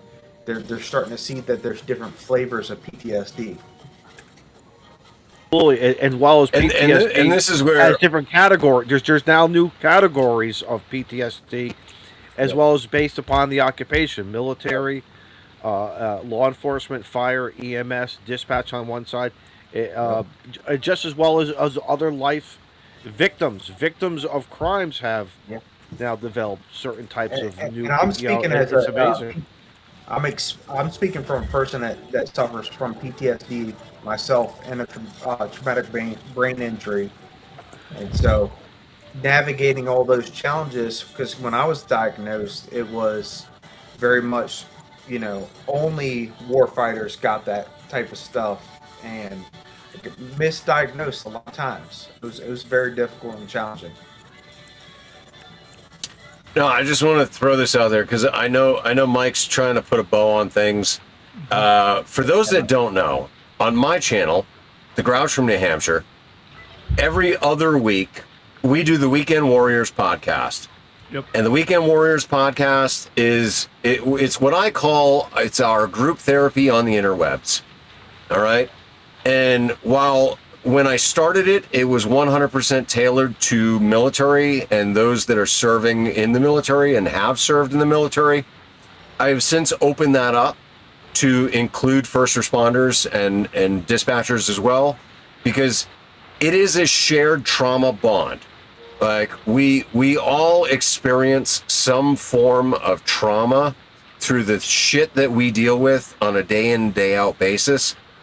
And I'll argue that especially for first responders and dispatch, right? I mean, like it is far longer of a period that you are dealing with that bullshit than a deployment.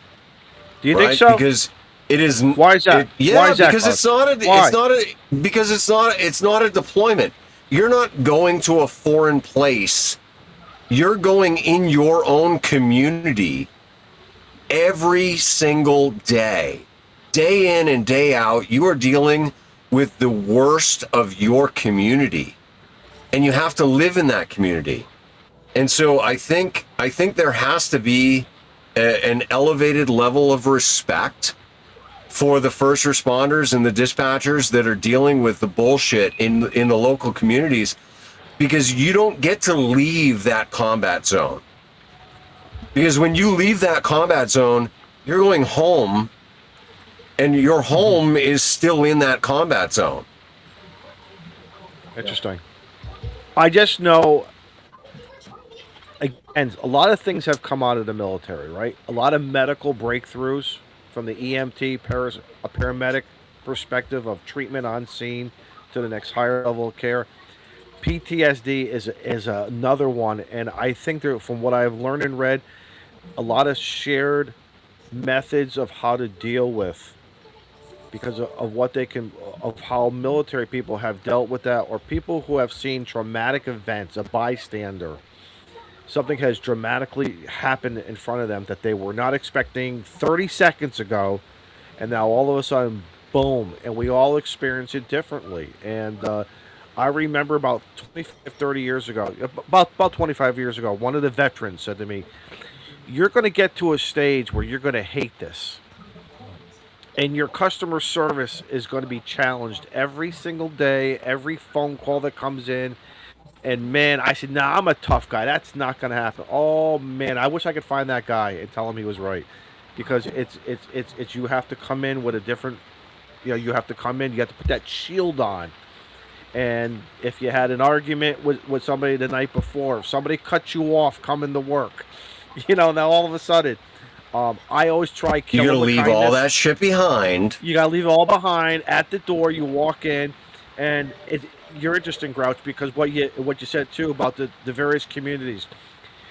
Every community has its frequent flyers, but the people who are always calling for various reasons, whether they need it or not, they're still calling.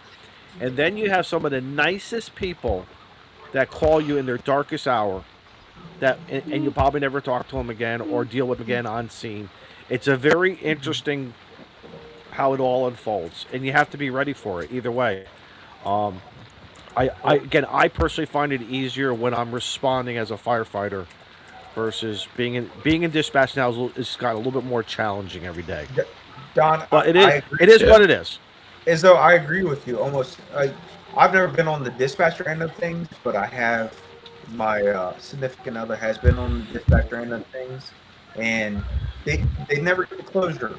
You know, whereas first responders, we pass on care. It, it, we get to find the outcome of things almost to an extent. It is harder for dispatchers to an extent. It is, and that's where I pay the respect to that. But we're not. I don't want to turn this into a weekend. Yeah, I don't want to turn it. I'm sorry, Mike. No, yeah.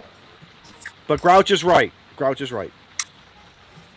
Well, and so I'm just going to say, all right, listen, the next Weekend Warriors episode is next Friday night. So if you're not a subscriber of my channel, please feel free to subscribe so that you click that notification bell and you know when we go live every other Friday starting next Friday. And yeah, that's when the Weekend Warriors is. That's me. Over to Shannon. Yeah, and real quick before you go, Shannon, everyone's link should be in the description. So if you click on the description down below, whether it's you'll see Izzo's name's listed, and it's going to be a link for Clubhouse. You're going to see Rabbit listed. I added him, Michael, Shannon, everyone should be listed down below. So because Awesome. I'm lazy and Power to the people. I still struggle trying to manage everything with the live streams. I'm gonna put the link in the chat. That's because you down drive in a the Subaru. description. I'm sorry. I'm gonna hit the button. I love you, Mike. You know that was perfect to just end it on right there, Don. I love it. Guys, go Shannon over to my channel and subscribe. Get me up so I can advertise me being on this channel with everybody. I would greatly appreciate this. Yes. Yes, That'll everybody work. subscribe to Rabbit. Rabbit. Yeah. And everyone subscribe to Shannon too. Shannon, Michael, Rabbit. They're newer creators. They're newer members of the YouTube Ham Fam, and we love having them on board, and we'd love to see their channels grow too. So I feel give like them a I've like. been here forever. Give them a like or a subscribe. It's not going to cost anything. So yeah. See, Izzo did like me last week. Subscribing He didn't is free. send me an invite. Yep. Izzo What's didn't that? send me Izzo didn't send me an invite last week. He doesn't like me. He said we Eric did did invite. we did a lot. No, we did a lottery. I literally in the hat. We Yeah. picked out just a few names, and guess what? You picked Named it. Eric. Come on, I didn't purposely pick Eric. It's what pulled out of. Yours was on a tissue.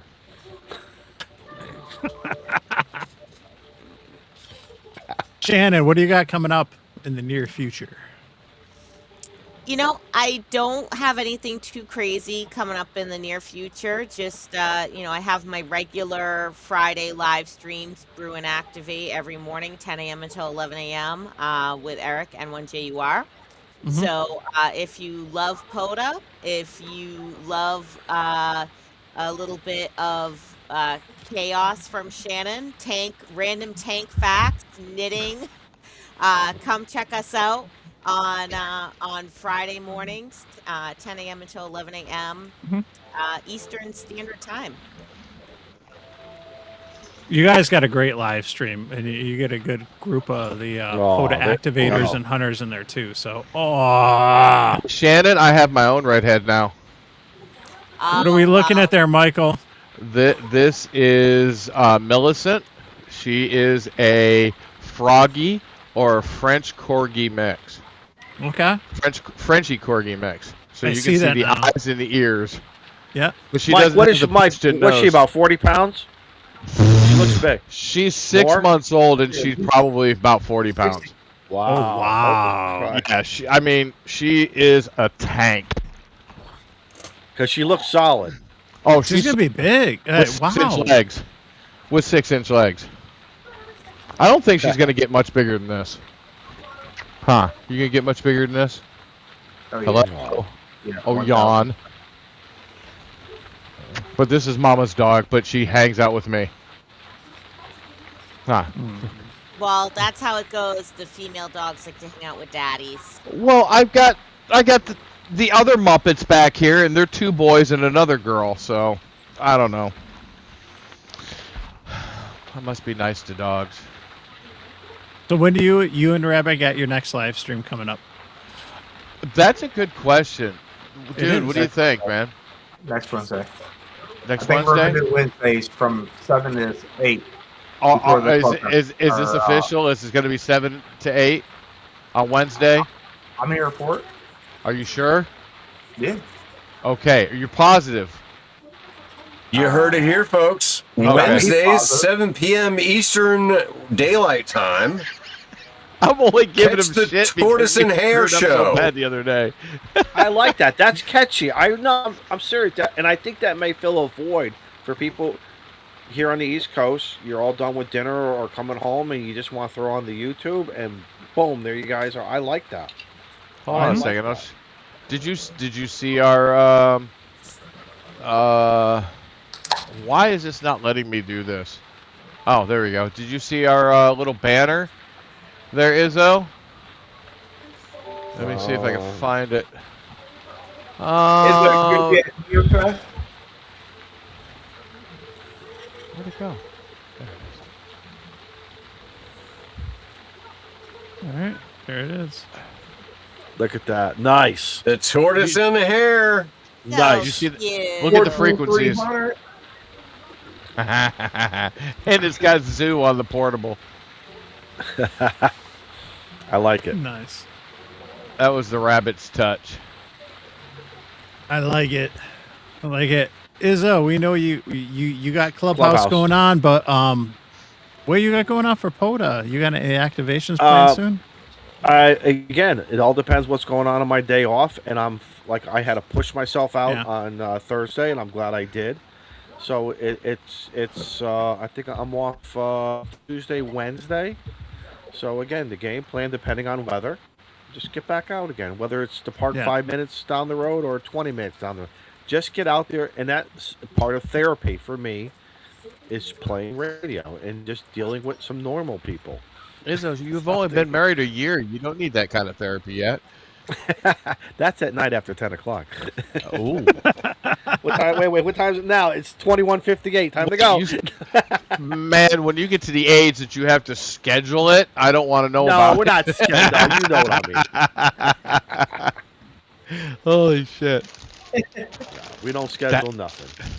Rabbit, you got anything coming up soon? Gonna do activation this week. Record it.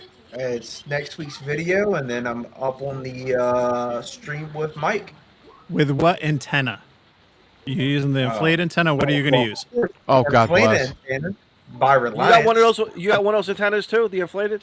Sir, I've been using that since October last year. It's my favorite antenna. I've done 2 deployments with it, but just in the backyard. Nothing officially, out for POTA, but so far love it, and I can't wait for a little bit more warmer weather. I'm being a baby about it, but I want to play. I want to play around. I got the second ring for it, and to keep it erect, and keep it up. Do you have your rings to keep it erect? Well, there's a ring at the base that. No, see, this is going to go. There's another ring. Watch his videos. There's another ring that goes around the midsection. Which is what Matt gave me. Matt gave me a second ring. Mid shaft.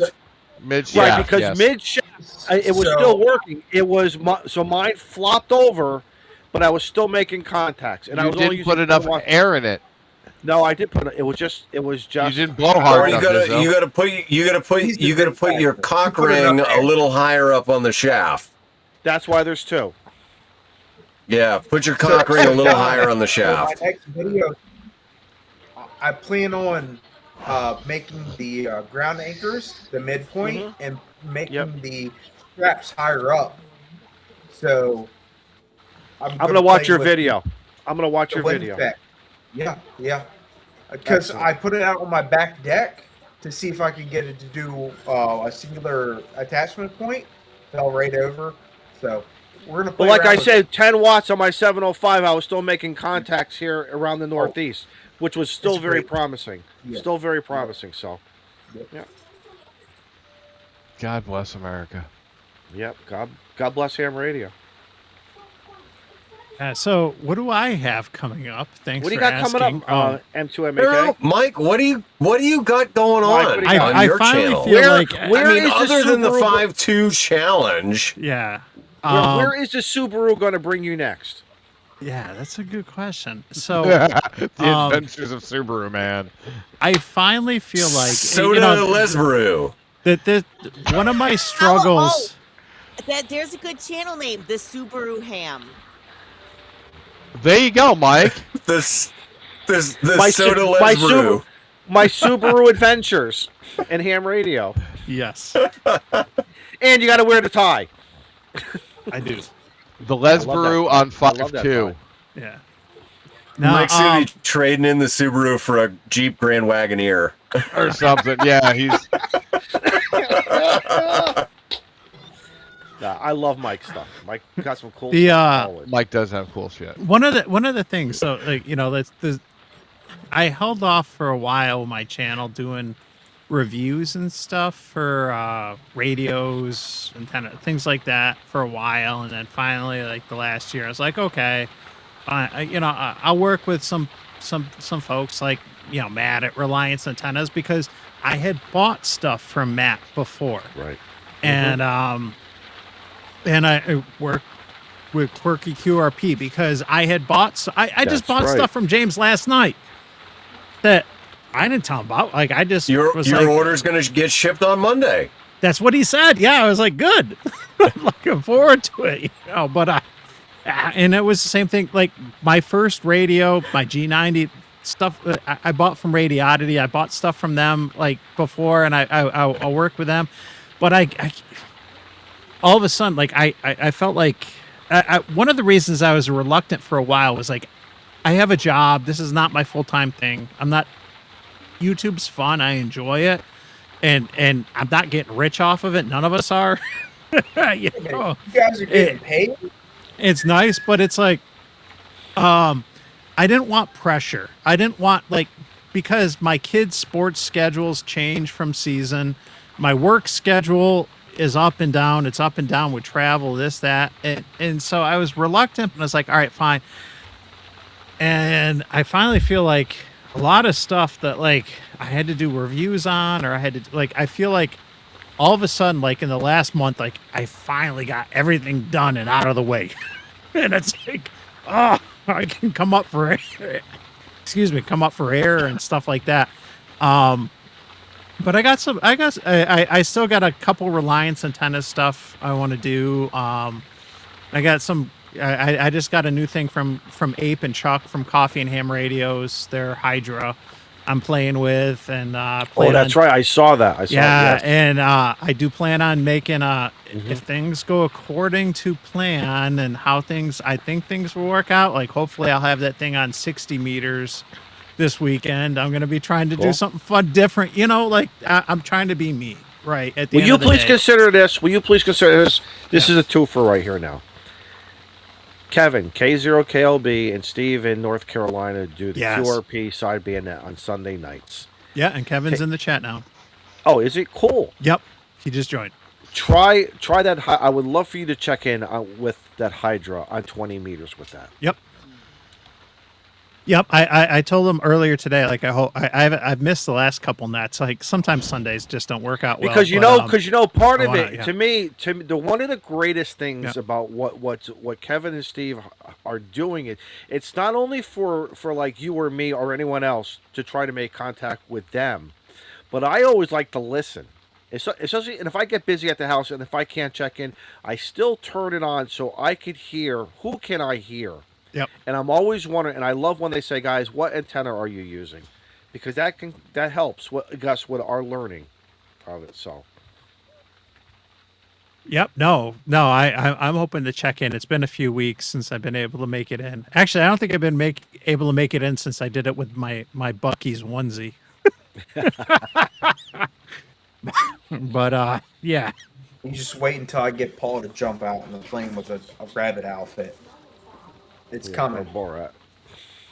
Yeah, no. So anyway, that's my little rant or vent, about, the creator side of things. It's nice I try to work with people that you know, like I said, I've bought stuff from that I would do business with and stuff. No one's forcing anything on me or whatever. And it's nice to have radios or antennas to review. And I know I have stuff coming and stuff, but at the same time too, there's only so much time in a week and a day, and you have family, work, and other obligations. You try to kind of walk a balance, and at the same time too, I want to be respectful of my audience or viewers and stuff, and I want to make sure I'm doing stuff that's interesting to them. And I know I'm going to be doing some stuff on 60 meters going forward. You're a shill. You're a sellout. So, but there's I did a couple of searches like there's like hardly any shit on 60 meters like on YouTube, like when it comes to antennas, and I got a bunch of antennas, like unique or different antenna approaches for 60 meters. I'm like, you know, I should probably just do some videos on this stuff because there's like not a lot out there on it. You know, it's one of those bands where people are like a little, you know, scared. Like they're intimidated. I don't know. Mike. Yeah, exactly. Mike, no, you're right. They are You're just intimidated scared. by it, and sometimes I just tell them, dude, just throw 40 meters, or if you could add some extra length to that 40 meter. It's one of the things. Keep it simple, stupid, and just do it. Just do it, and it's, you know, you got to just get to that hump. You just got to get over that hump of intimidate. Don't be afraid. Do not. You're not going to be a lid. We are so past that lid stage. Now this is the fun and experimenting stage now. And I figure with this band, it's a good opportunity to talk a little bit more about 60 meters now because this is one of the bands we just got more frequency allocation for. Unlike other bands, they just gave us more space.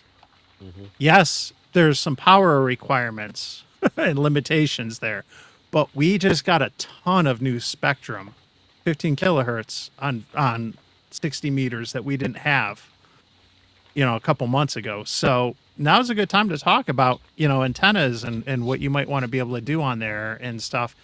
And because the FT8 frequency falls within the new allocation, which has the 9.15 watts ERP limitation, you actually, if you're going to run FT8 legally on 60 meters, you're going to want to have like some serious considerations about your antenna if you want to make good contacts and stuff. So I think it's a good conversation to have. So there'll be more on 60 meters coming down the road. As if, like we're going from 2 meters, like, and I'll QSY to 60 soon. Watch 5-2 from the Lesbaru on N2MAK's channel. Nice. I don't even know what it sounds like. Hold on, let me see. What does it sound like? Oh, wow. That's cool. Also, for KE6GAE, the Hillbilly Ham, saying we are still secondary. I think that is why people don't do a lot of 60 meters. Also, in the UK, you have to be a full license holder in order to have privileges on 60 meters. So foundations and intermediate do not have privileges on 60 meters in the UK. So yeah, we're in the US though. I know, but we want to talk to people outside of the US, don't we? Yeah, but we're in the US. But how? But if we're not traitors like those monarch-loving fucking Brits. But Grouch, 60-meter DX would be fun, wouldn't it? I mean, to Shannon's point, wouldn't that be cool to work somebody on 60 meters outside of the United States and Canada? Yeah, if we want to talk to of course it would, but it doesn't. It doesn't help me giving Shannon shit. Touche. And that's why I'm working on a 60-meter vertical tomorrow. Oh. Fun stuff. RF around and find out. Beans and breakfast. God, the stupid fucking Brits. I love you guys, but beans for breakfast? Tortoise, you're muted. I think you're still fucking muted. Still muted, or he's trolling us right now. No, I'm not trolling. Beans on toast is a great slur for the British. Just call them beans on toast. Oh, I can- I'm just saying. Do you actually Listen, put that on the toast? You actually put it on the toast? Yeah, they put beans on toast, dude. They do. What Yeah. kind of bean? What kind of beans? Like Boston what baked beans? beans. Like Boston beans. baked beans? Beans on toast. They're Yeah. different than Boston baked what beans. do they They're do? Thai Well, it's not Boston. It's baked beans on toast. Fuck's Thai sake. baked beans, and they're different. Fuck's sake. It's still beans on toast.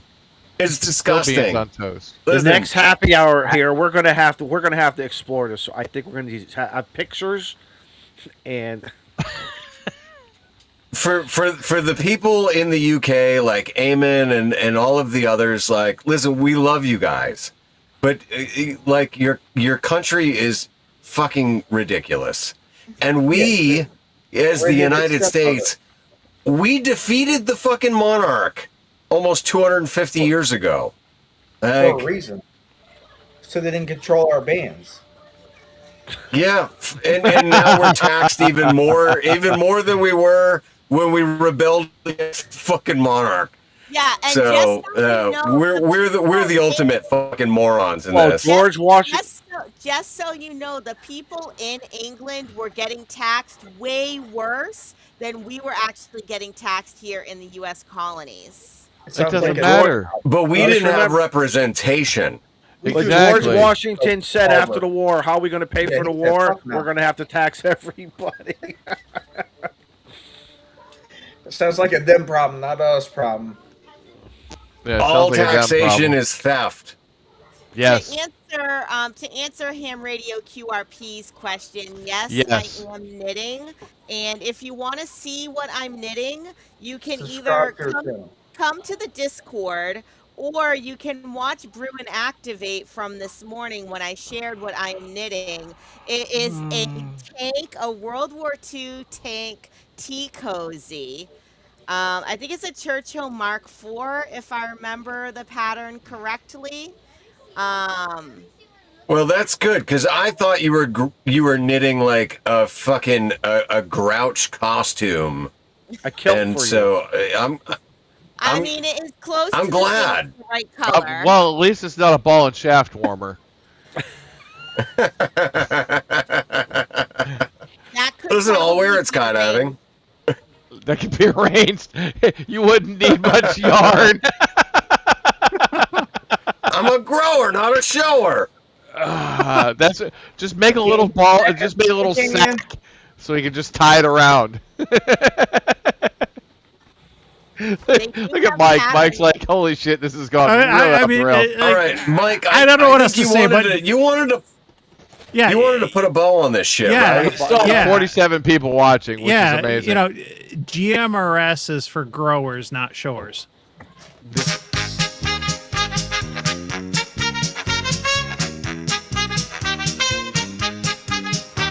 From the back roads of New Hampshire, rain or shine, he's calling CQ with that mobile line. Eric's got his 891 and 8-task tight. He's chasing them parks from morning to night. We're calling CQ, come join the ride. From salty shores to mountain highs, a motley crew with wire and drive, tossing antennas in trees to feel alive.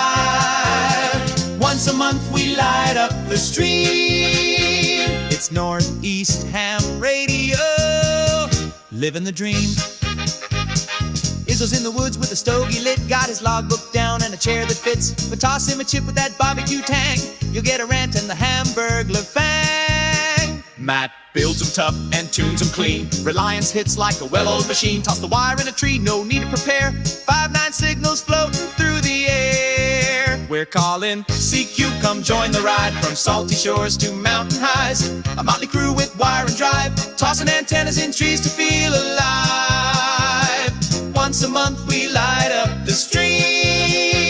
It's Northeast Ham Radio, living the dream. Salty Walt's got tales from the ocean tide, with a sailor's grin and that coastal pride. He wrote the book on waves and wire, a Rhode Island soul with a northern fire.